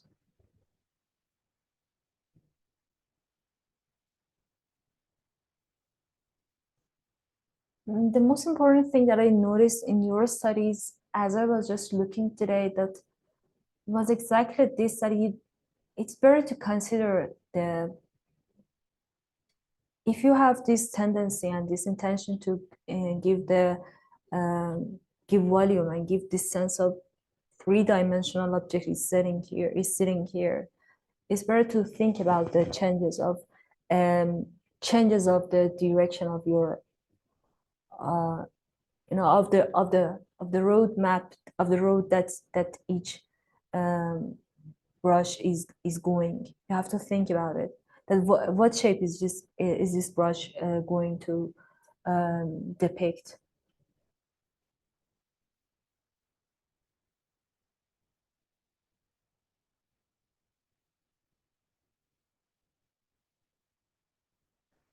These very tiny qualities of these are the things that you will get familiar with it as you practice with the paint, with the gouache paint. But for those of you who are more practiced, who are more experienced with painting, I think understanding it and playing with it with this material, I think that would be really easy. And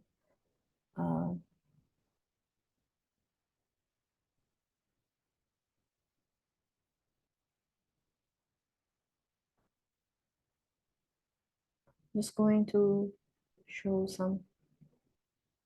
go with some details. As you see that in most of my paintings, there are some details, some very large shapes into very tiny details. I think that would be playful to have to make a painting that has that there is this sense and interplay of large shapes into very detailed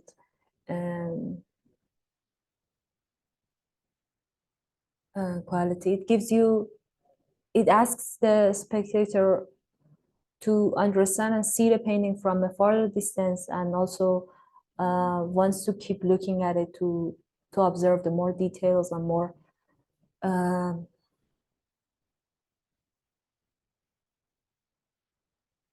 with more precision.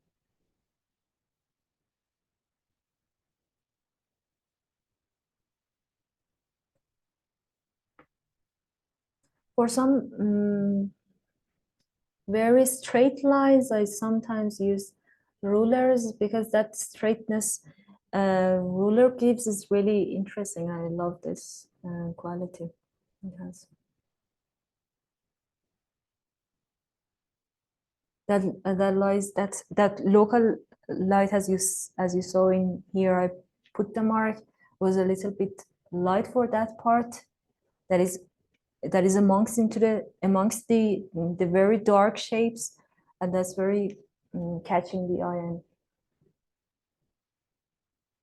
I toned it down.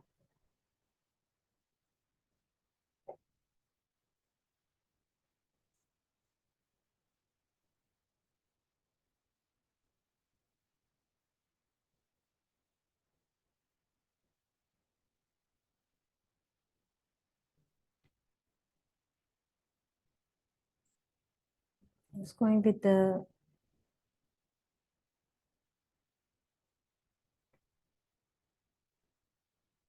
a little bit skip this part again. Oh no, I'm just here with the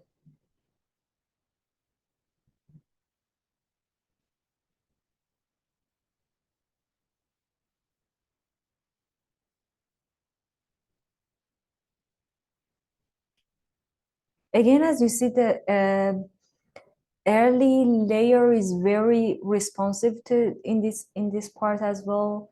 I am just adding some very tiny marks that is expected to give this quality of a class.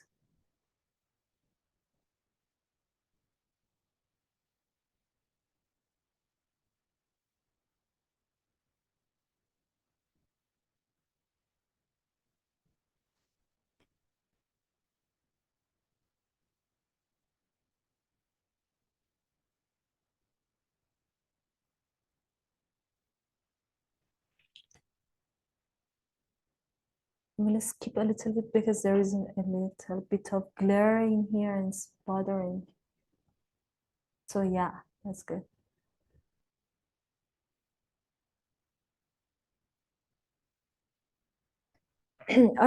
As you see, even the color shapes into the curve of the cup is just following the shape, each brush stroke of mine.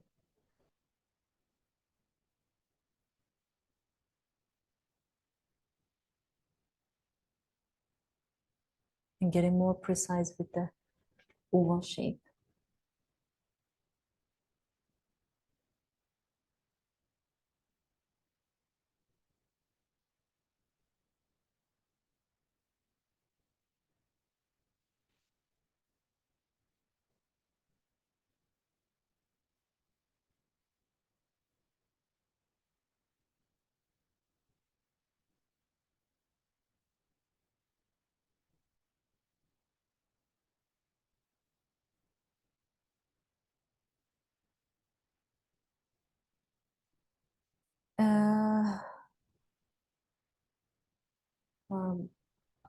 I do not have this plan. There is no special program planned now, but maybe there would be in some ways. But I will announce it on my Instagram page for sure.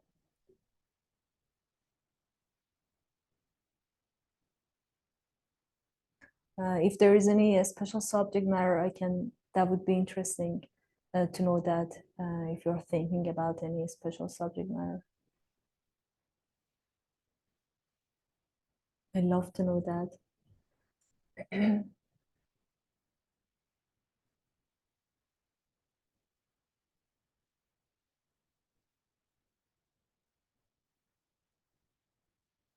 Yeah, here I'm just adding the very last bits of light shapes. I think this stage is very joyful because it is somehow going into the painting is just getting shaped, getting completed, and you can enjoy it at this stage so much more. Although I do really like poster studies too, because you are very free in doing wherever you are going or whatever idea you can play with, whatever idea you have. That's wonderful to be.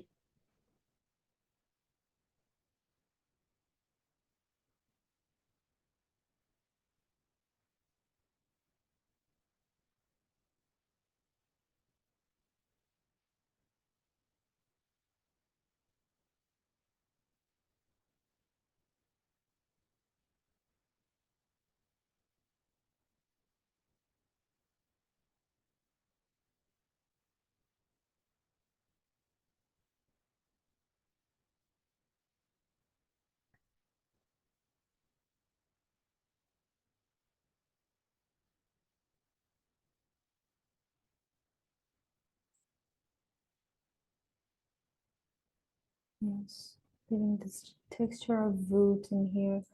And now I went to the top part of the painting to see what other requirements are just needed in here. I was just thinking that green of the bottle is very separated from the whole painting. So I tried to play with that color of green into the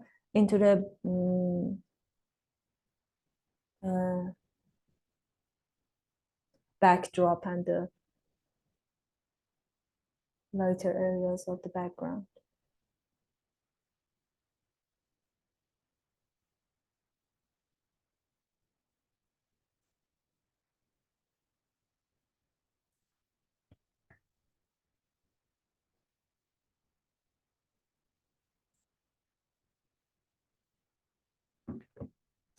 Yeah, I'm just making a kind of, you know, I was just again thinking as I was planned to think about the painting at this layer, about the general general view and general image of the painting.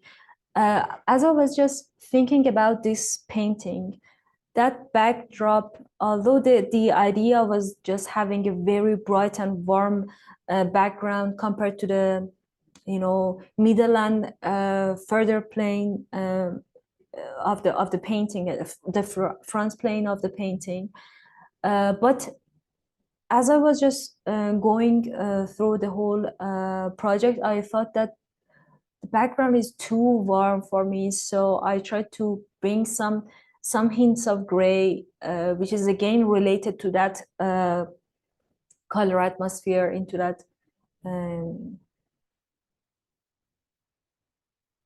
cabinet shape. Yes, and also some cooler and darker shapes with that green to make some connections as well with the green of the bottle. Some reflections of light into the tiles of the kitchen. That's a studio kitchen. And this is cooler, of course. And again, as I mentioned, I'm trying to bring some cooler color to bring more sense of balance and more sense of calm to the painting, because that amount of yellowness, I think, is a little bit too warm. So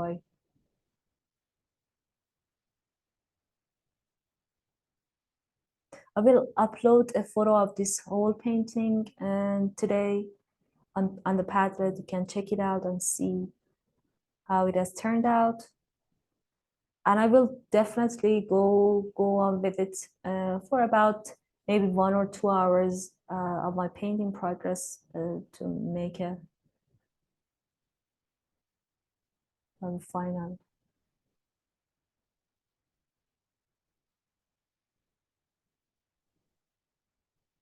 decisions.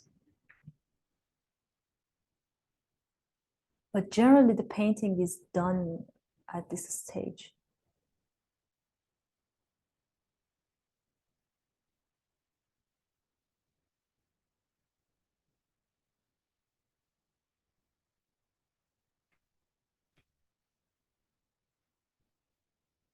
Yeah, again, as you see that I made some warmer grayish green to be respond to that, to those leaves of the flowers in some way in the background, to make some connections with the different planes of the painting.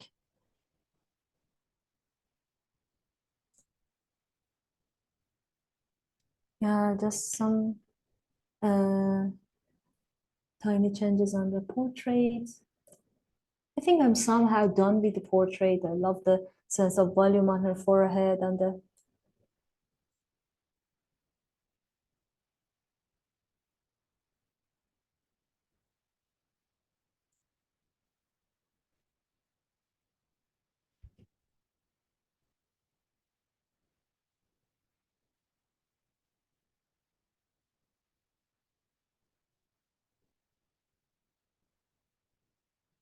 yeah, I'm mixing very dark reds for the knots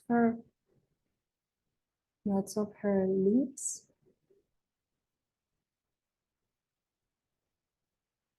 Giving that sense of jaw and that sense of lips and going back.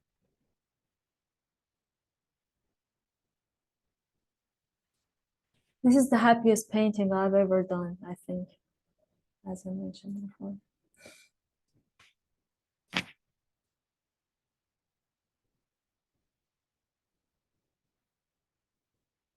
Colors are really cheerful in some ways for me.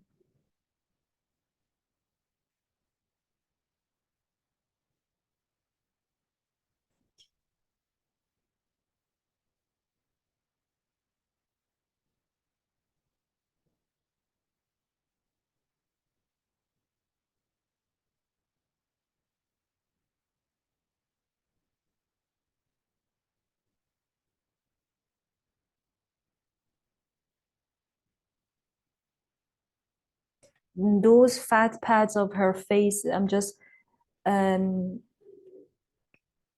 don't normally play with these ideas of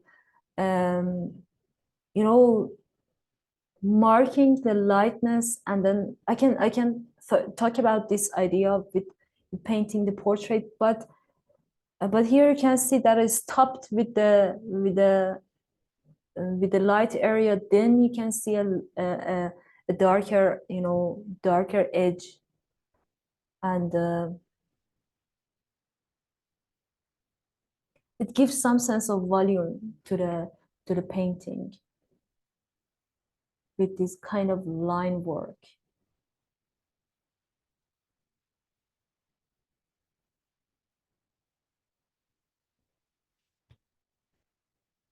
Yeah, this transparent garment she is wearing over her head is just having some patterns of flowers. I'm just making it to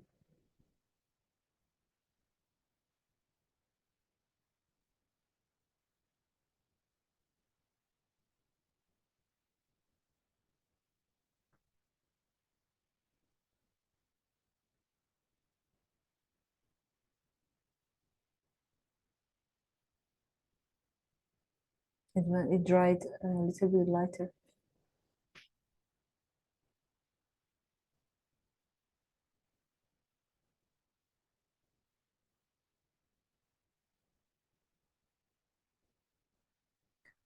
This is stage I'm too careful with I think the shape and the way of my approach is a little bit changed at this stage when the painting is going to get finished. I try to be very careful and precise with the marks I'm making. Yeah, I will share the photo of the painting. Yeah, this one is finished. Yeah, I think you can play the. All right. Some of you had some problems with the drawings. I can also only talk about. I'm just here starting the painting. I was that was exactly based on the based on the color posters that I did. But after I made the drawing and I went further into the first layers of paints, I felt that I do not like this painting, and I started from another photo references and in another posture. But at this stage, I'm just showing you how I start my drawing within my painting. I try to think about the negative spaces. The only thing and the intention that I'm just sharing this video with you is that I'm just going to talk about how I think about the negative spaces between every part of the body of the figure, and the relations between each part. Again, for example, how do that nose line up with her breasts. Thinking about these relations also make your drawings very precise. I think in this term it can help you to get more precise with your drawing. As I was just seeing your drawings in Padlet, I was just thinking about this, that this video can help you in some ways. And then I will go into the main painting. I'm just going to start.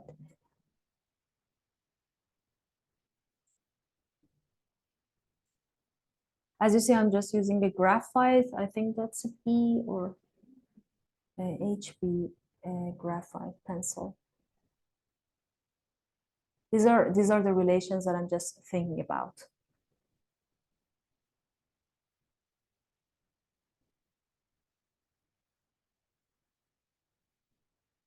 Also, at this stage, I try to separate the light and shadows, to map the light and shadows. I think in this way it can help you to see where the whole sense of volume can be depicted into your drawing stage. Because in this drawing stage, you can see how the painting will go.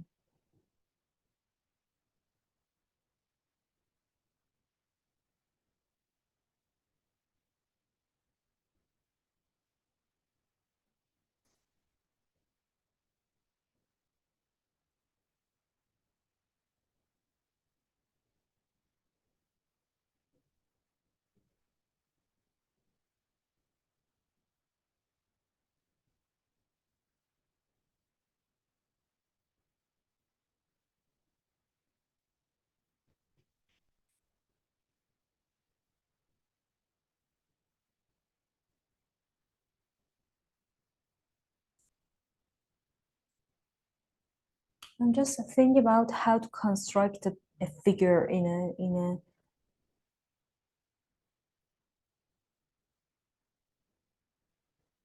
this approach and way of thinking about drawing is also very helpful into the painting stage as well.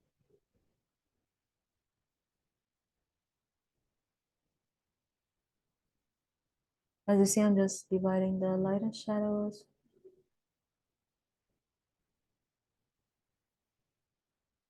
That was my and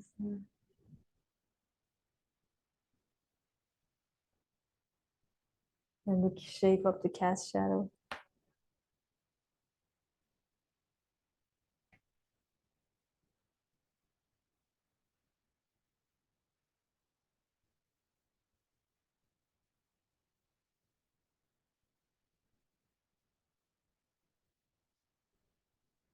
Yeah, I was just thinking about how her wrist is just lining up with her breast again.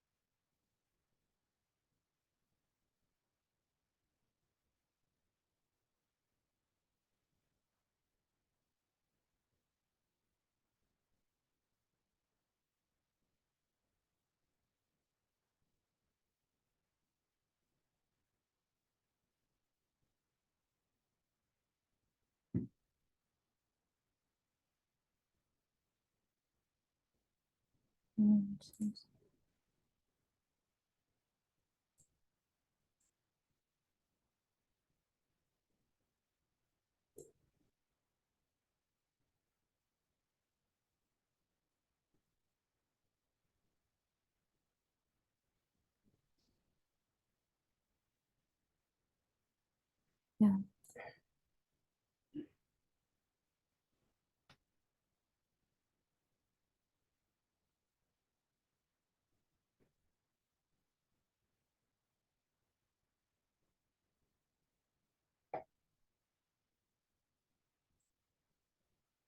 Yes, I went a bit.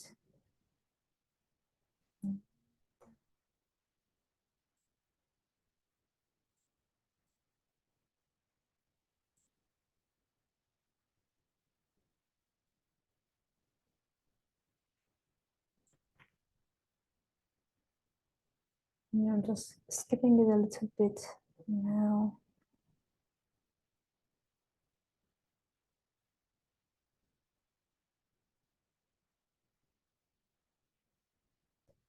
Mapping in the shadow shapes.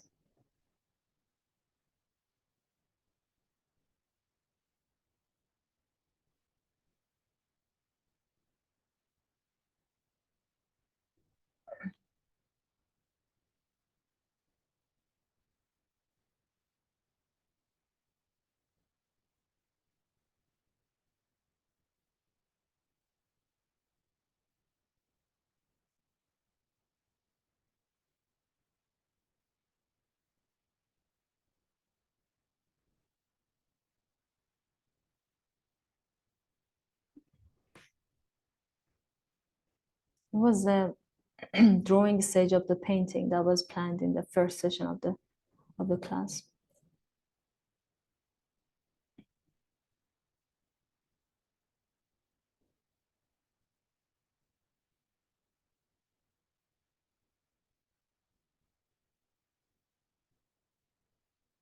Okay. Yeah, but here the final decision was this. I draw this one again, but into another kind of posture and direction. This one is the idea of adding this way of thinking was exactly to help you how to think about going transparent in the very first layer. For this study, I thought to show you how to tone your paper instead of directly making the paint, making the paint as you observe and put it on a flat, on a white surface. When you make somehow and show the light and shadow with only the colors of burnt sienna and your brown, your burnt umber or sepia. In this case, I'm just using the mixture of these two for the very light, for the very darker areas, and then a very watery and transparent layer for the lighter areas. I do not add white at all for this stage because it gives somehow a sense of opacity. So yeah, as you see that I'm just, it helps me just to find and evaluate the colors and judge the colors easier in some ways. This is another approach to painting with gouache. The one that you have seen up to now, painting on a white surface, is a way that I always use. But this is the other way that you can also play with if you find making colors and seeing colors compared to the white surface is a little bit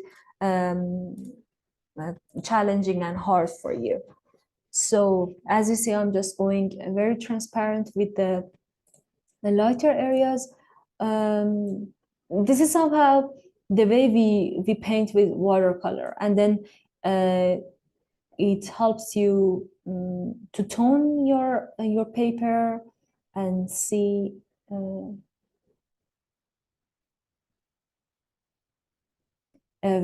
to map out where the where the light and shadows are exactly placed.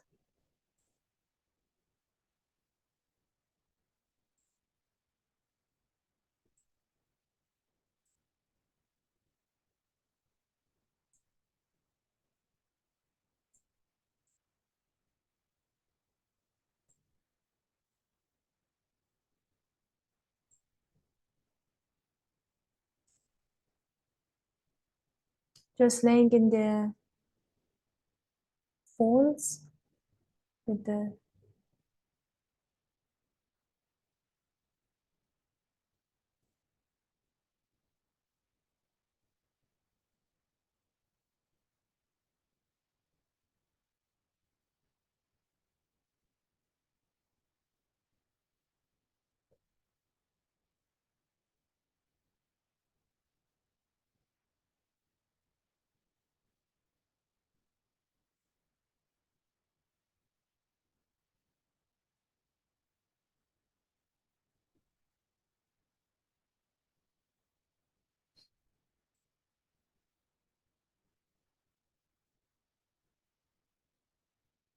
as you see, I'm trying to be using the mappings of the light and shadow um, that was done and depicted onto the drawing stage.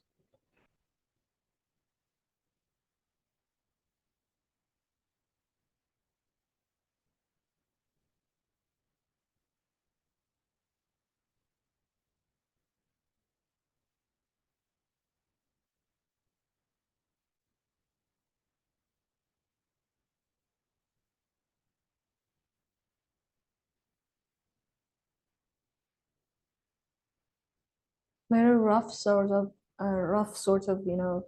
light and shadow. It gives you a very liberating experience in using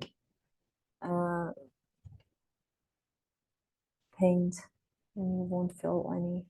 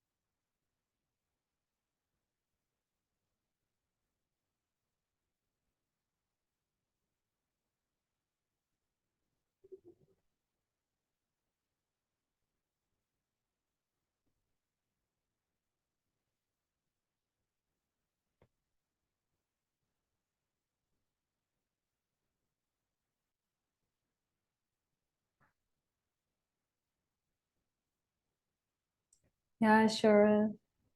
It was really good to have you in the class, and thank you for being here.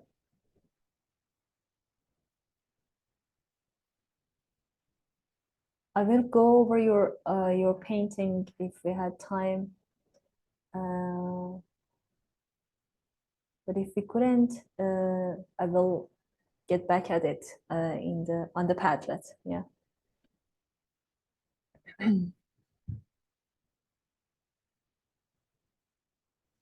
I'm trying to add some other objects into the painting. Yeah, as you see, the general shape of the painting is somehow depicted, and I'm just trying to add the final layers of the paint with some more opaque paint.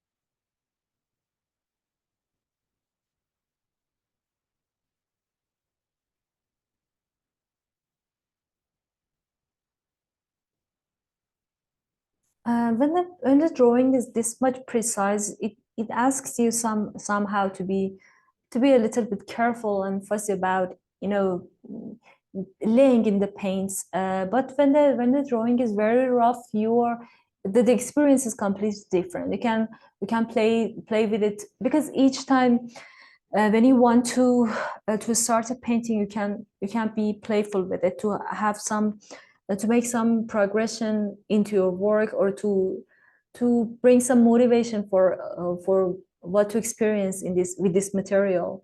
Yeah, I think that would be interesting to think about this material each time differently. I hadn't been painting in this way for a very long time, and I thought about it for the class. That would be, you know, as I was just seeing your works in onto the Padlet, I thought that I think maybe making colors over a white surface is somehow again critical. Maybe some of you have this background of learning atelier painting, um, you know, courses in your life, you know, in your career, but you can see how it is more, how it is easier to handle the paint over a toned, you know, surface, because somehow the light and shadows are mapped out and planned.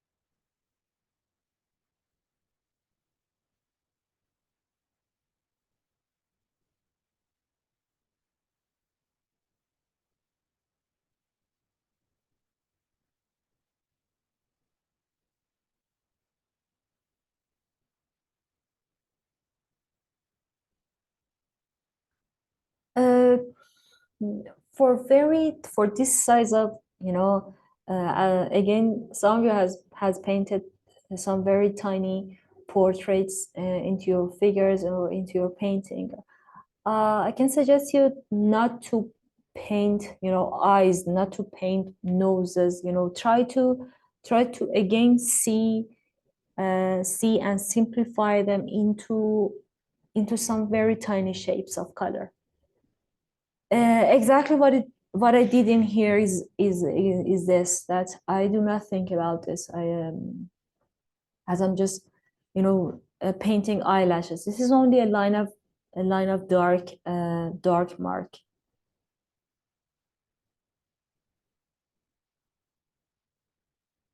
Nice. So there's a brand found in here. Thank you, Sherry. As you see, I'm just going warmer into the shadows and cooler. You may have,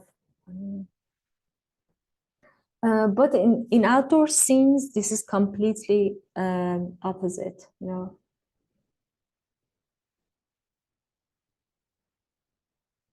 And John also has painted is going to paint a painting in an outdoor scene, so you have to consider the colors of cooler colors into the shadows, like a mixture of blues and a mixture of purples. I think that would be interesting.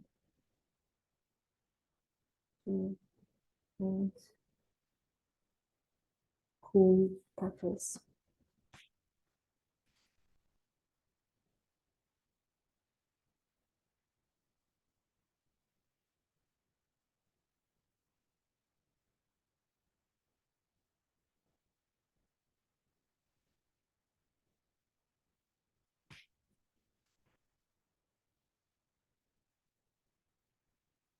Yeah, there is a reflected light after the core shadow of her face. It's a little bit. Yes.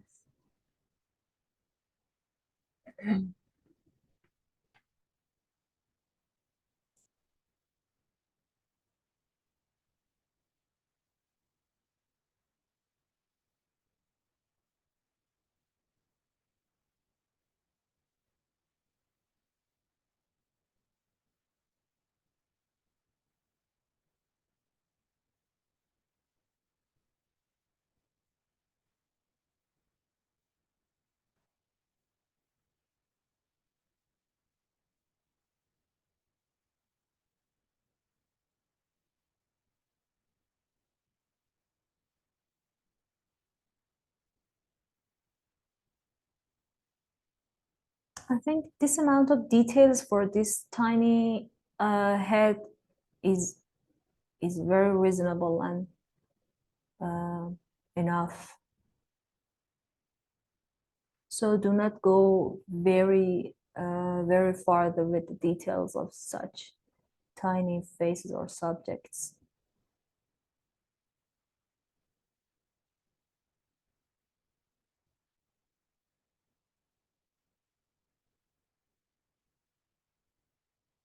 I did zoom in to make it more clear for you. It got a little bit blurry.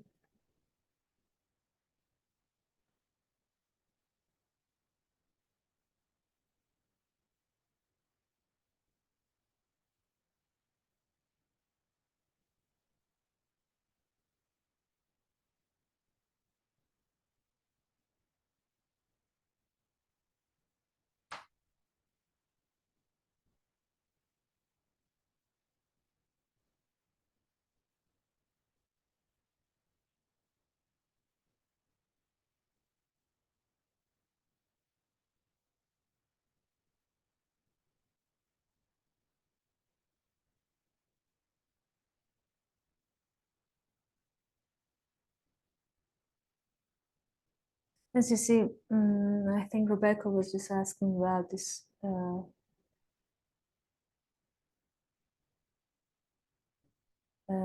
transparency. I'm just keeping the darker areas very thin.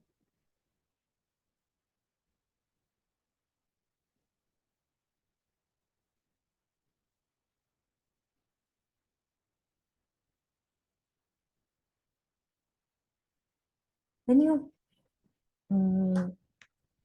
see and observe the shapes from your reference, when you squint down, you can easily observe those shapes and bring in those very carefully into your painting. That will really help your work to look in a way that it should be. When you try very hardly to push it into the details of a face, that would sometimes keep the viewers stuck at that part of the painting. So try to keep your painting very fluid in ways of simplifying it. Yeah, not sure if that's clear to you.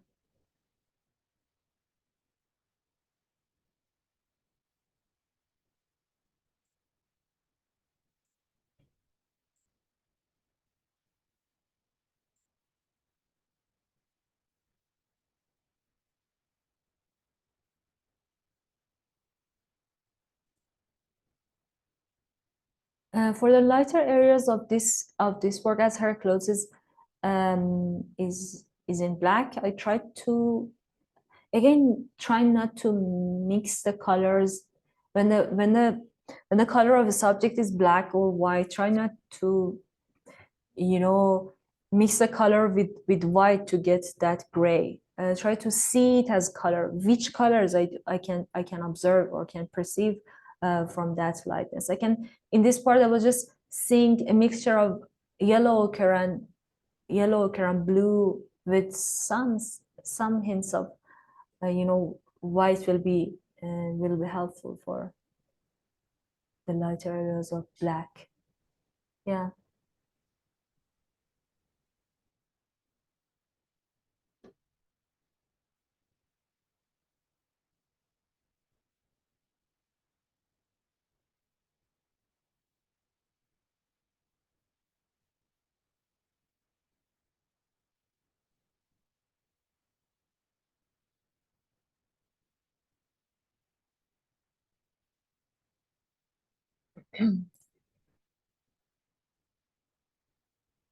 Again, you can use in this part when there is an underpainting, transparent underpainting layer. You can use the darknesses of that layer beneath into your main layers of paint. Yes, I will. Sorry, Jill, I had posted them on, if you're asking for my studies, sketchbook studies, I posted them about 2 weeks ago. But if you're asking for your own studies, yes, you can definitely post it there. Check it out on the column under my name. I have posted it. If you couldn't find them, please let me know. I will.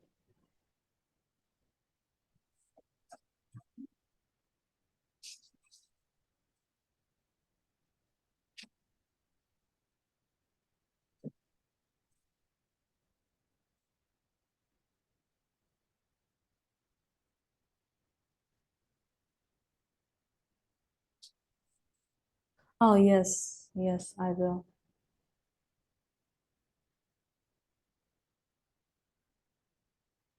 Yes, definitely. I will post everything that I did into the in the whole course on Padlet. Also, I will share the complete video of the one of the previous session.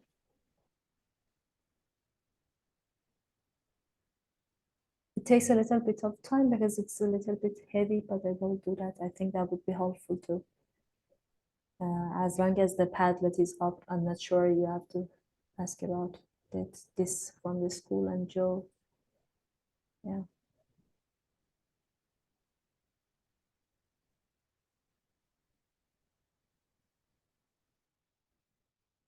Yeah, as you see, I'm just going with the shadows in larger masses, and then you know, in this approach, I think it helps me to be more quick with painting. When I'm just painting over a light and white surface, I'm different, completely different with my painting. But in this approach, I think that would be helpful to make some very quicker paintings. Yeah, sure, Christine.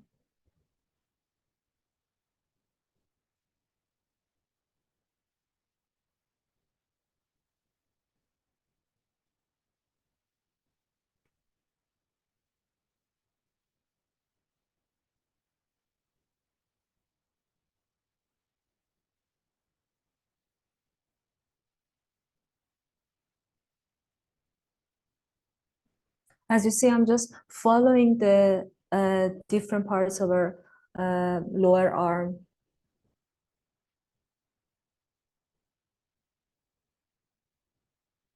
I do normally paint over a white surface. The reason is that I love the um, um, that whiteness of the surface. As you may have noticed, some of my paintings is showing the white surface of beneath into the different parts of the painting. But sometimes it happens that I use this approach into my gouache paintings. When I this is completely, you know, it all of a sudden happens to me. This is, yeah, more often I prefer that painting on a white surface, but this is easier to paint on a toned paper to decipher what the values are. And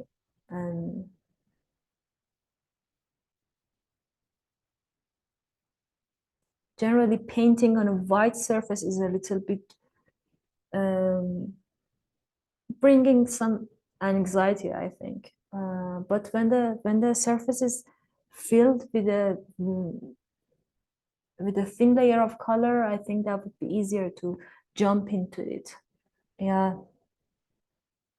In my own experience, that was completely like this. But yeah, that's it.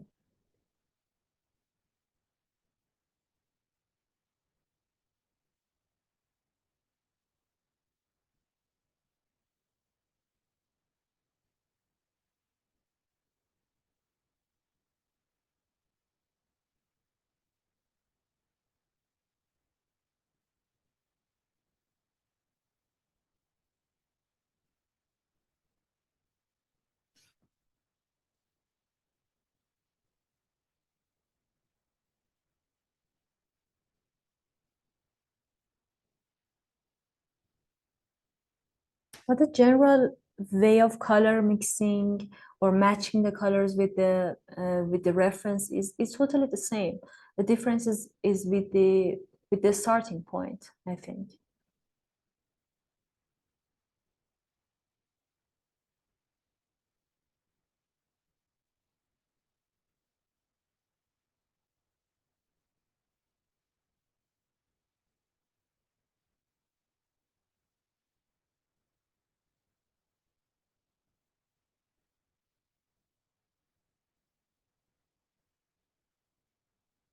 When you have that warm background uh, or under layer, you can see bringing in this much of cool paint is a little bit brave, I think, but it again helps you that this is a dark area, but it have to be very cool.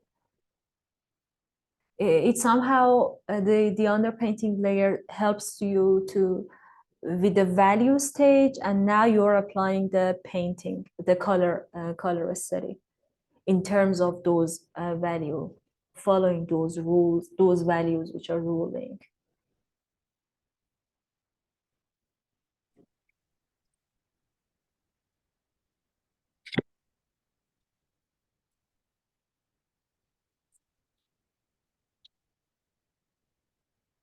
The time of the class is up, but I will keep going onto the about 10 minutes more to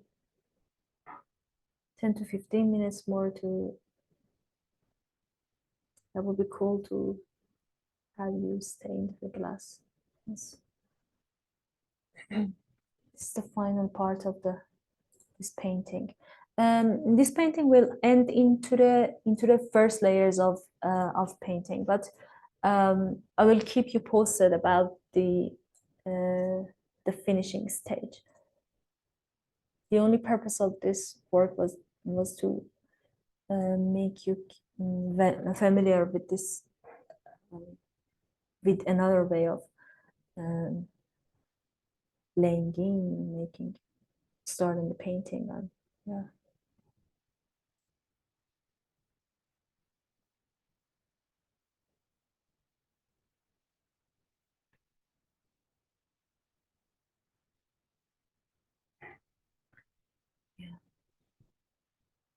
Skipping a little bit.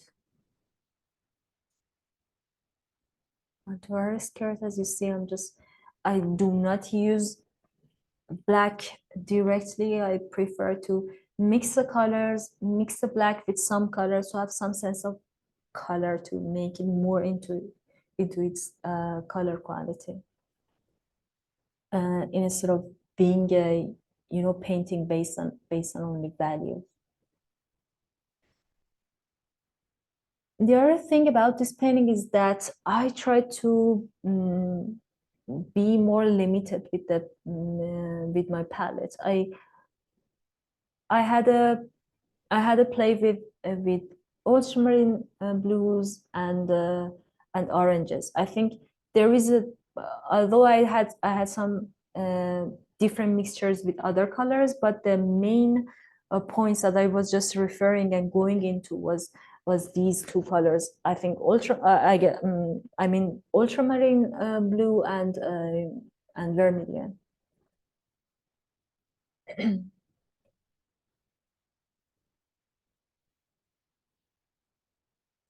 again, being and working with a limited palette, I think is also experience that will that you may find easy and faster to paint with,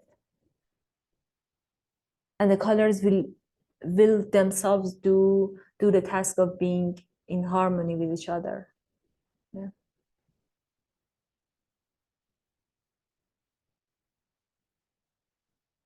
Yeah.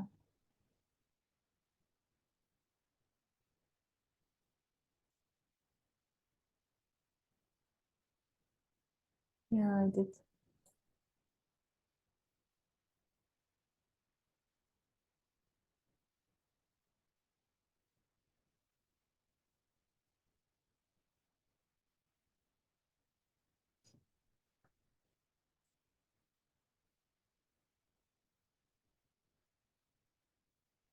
Yeah, that's good.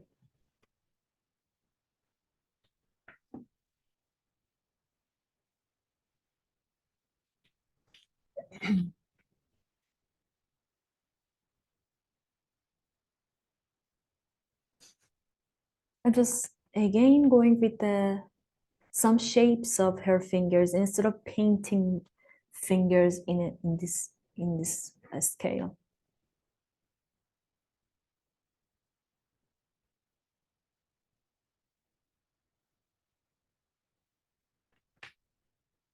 And then adding in some lighters.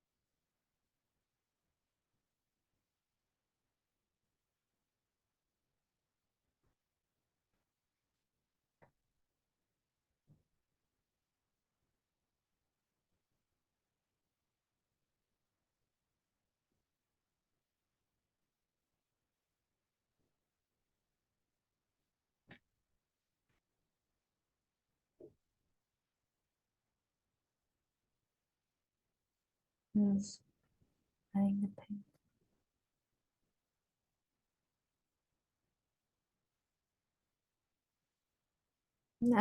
As it goes further, the colors got a little bit darker, but very close in range. Compared to the arm, which is closer to us.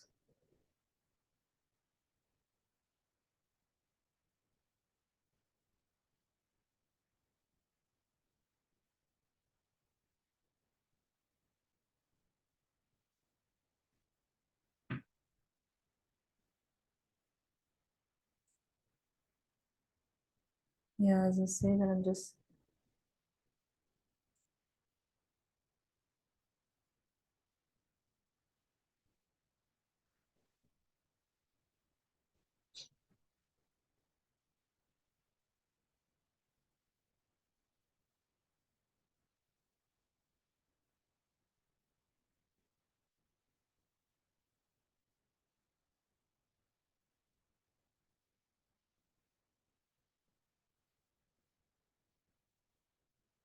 and the core shadow, the terminator, which is a border that divides two surfaces of light and dark areas.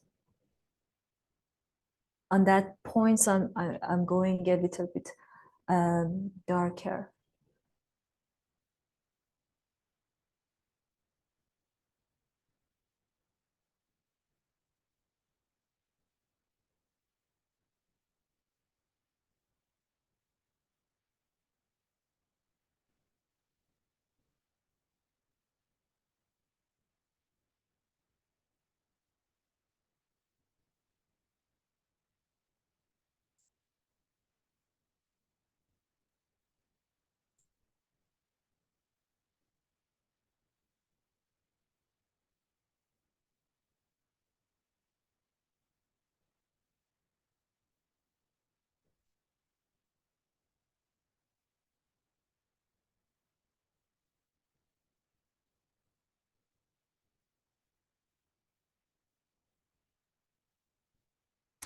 I try to be in this part of the shadows, very grayish, in a very grayish scale, instead of being very dark to show that these are the shadows.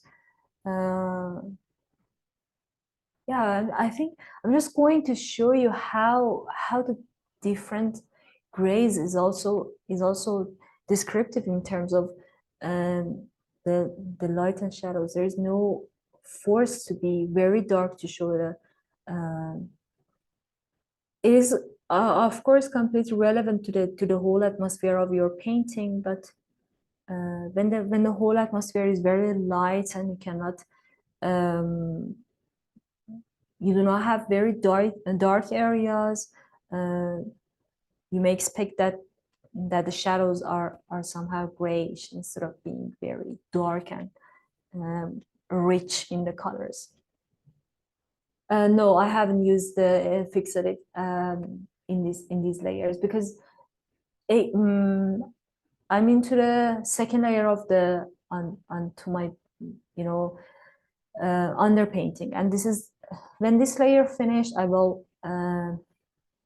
fix it in a way that do you paint it on top of it or anything? No, I will fix it.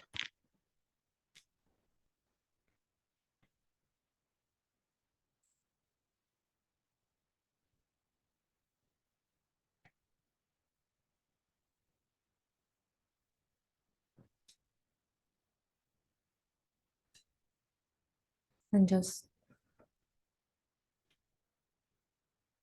yes, for most of my gouache paintings, I do use a fixative on the in the very end because of the because when I send my paintings to other countries, there is a fear of the frame with glass to get broken in some ways. So I try to mount it on wood and fix it with so much different layers of fixative. Um, I haven't any problem yet with it. With people who bought those paintings, yeah. So I have this habit of using fixative on the final layers.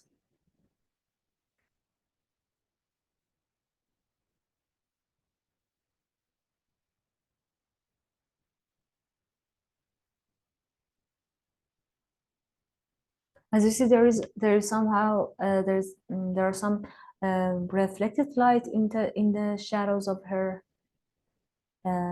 Yeah, um, in her feet, in her legs. Sorry.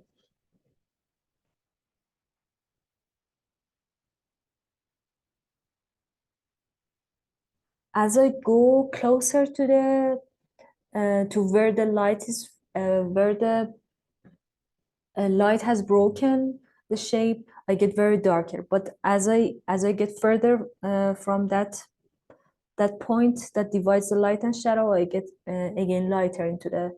I get a little bit lighter into the shadow with grays. Use the frame under glass. Yes. Yes, again, if you want to keep it very safe in a very long terms of, in years of its resistance, better to be under the glass because it is gouache. This is somehow this is a water soluble material, so it has to be framed under glass. Yes.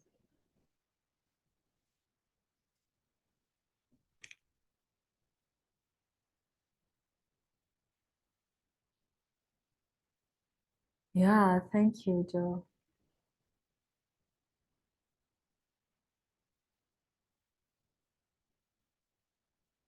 I have to say that I love your photographs, Joe, and I'm a huge fan of your works. Oh, thanks a lot, Hanie. Thank you Yeah, very much. that's really modern and very new to my eyes. That's wonderful. Yeah. Thank you. Oh, gosh.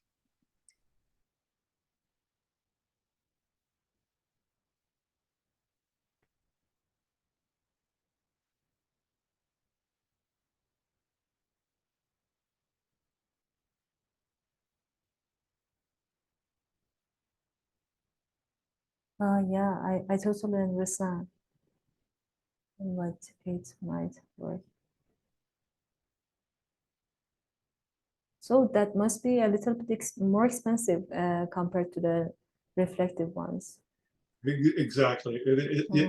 It is a little bit more, but I mean, in the end, though, actually, I've got a frame, an old frame photograph here in the office, and it's got the standard glass in it, and it's just awful. I mean, Oh yeah. in my opinion, yeah. Yeah, exactly. You can see the artwork in a good way. Most of No, the people do not like paintings under the glass because they cannot feel and see the work perfectly. Yeah. right, yeah, yeah.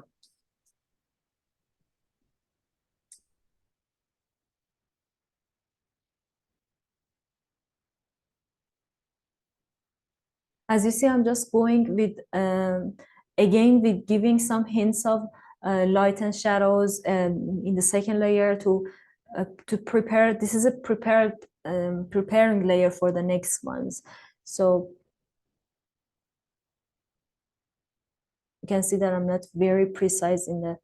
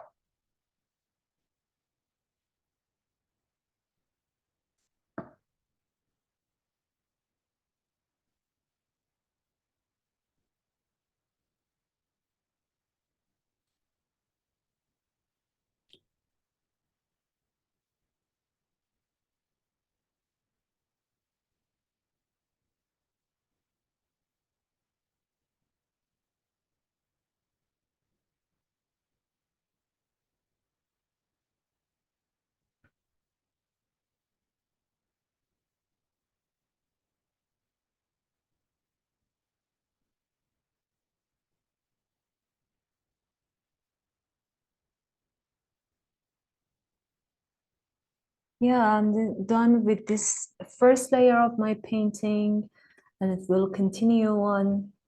And I definitely keep you all posted on Instagram, or if the Padlet was still available, I will uh, keep you posted about that.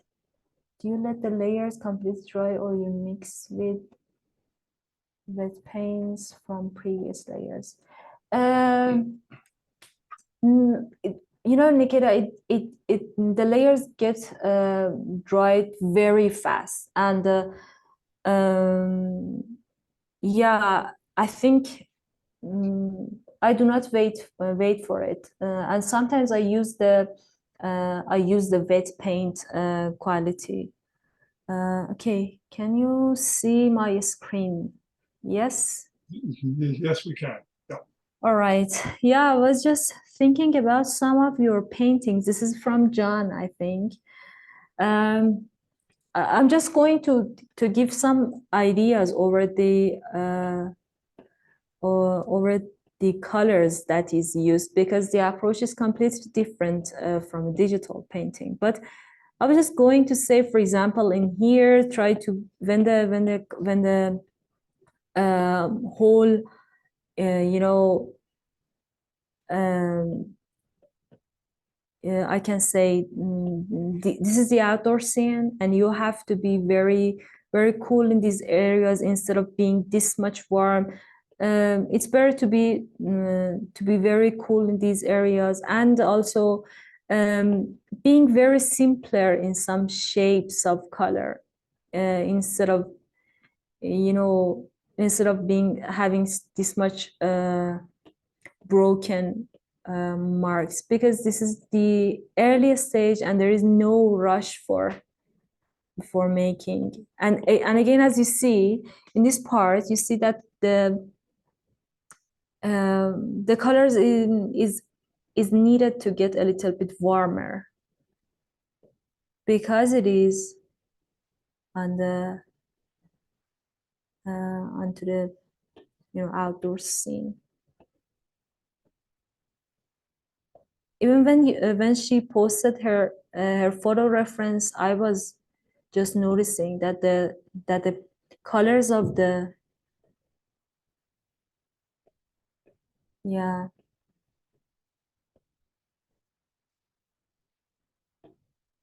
Yeah, I like it. I will really like it, but I think there are some tiny changes. Some tiny changes might be helpful. Yeah. And the other work I was just going to share was from Christine. Yeah.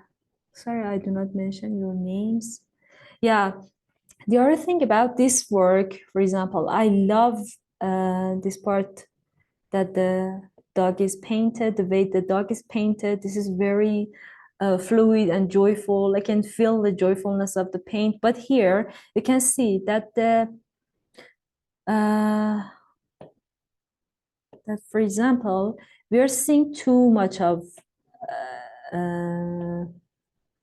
details in this, for this size of portrait. There are some very tiny ideas I'm just going to share.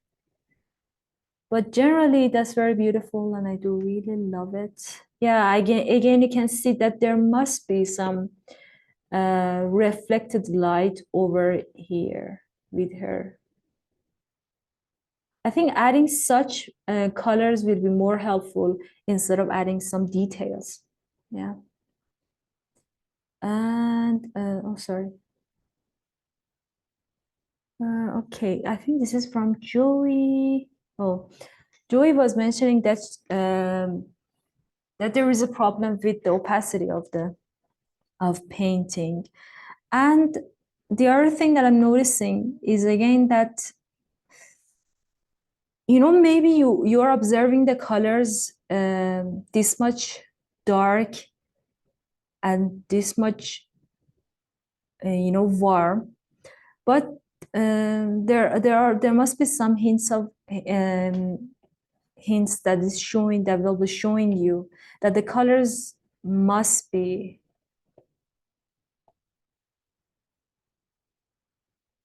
cooler in here. So there must be some. I'm sorry, I'm a terrible digital painter, but I'm just trying only to tell you how I will edit it in this way. You know, these changes might help your work. This is very intense. I'm just you know, saying in an intense and exaggerated way, but I do suggest you all to keep warmer into your lightness. Right. Well, that looks amazing. Yeah, thank you. And then again, and then lighter with the warmer with the lights. This can give the feeling that this person is lying on the beach, yeah, and is on the outdoor scene. Yeah, again about this value study, I think it was from Nina, not sure about the name. This is the only thing that I'm just going to say is about the general shapes. Try to be very general instead of going into this much of the colors are seems a little bit broken, and I cannot decipher where the light is coming into the picture. You know, and there is again here, you can see that we don't need this much of detail at this stage at all. I can zoom in and make it a bigger portrait, but I like to keep it very simple. Okay. And if the light is coming from this part of the light part of the painting, so you have to get the light more directed, you know. You have to think about these differentiations of color and giving this much of simplification and generalizations. Yeah, I think this is the ideas that I have chosen. Sorry if I didn't get to all of your works, but I try to get to some of the paintings and giving some ideas to you all. Yeah, you know that in this way I can see that the paint that what is the light working on in here. Yeah, I think that would be interesting. Yes, that's it for the for this whole course.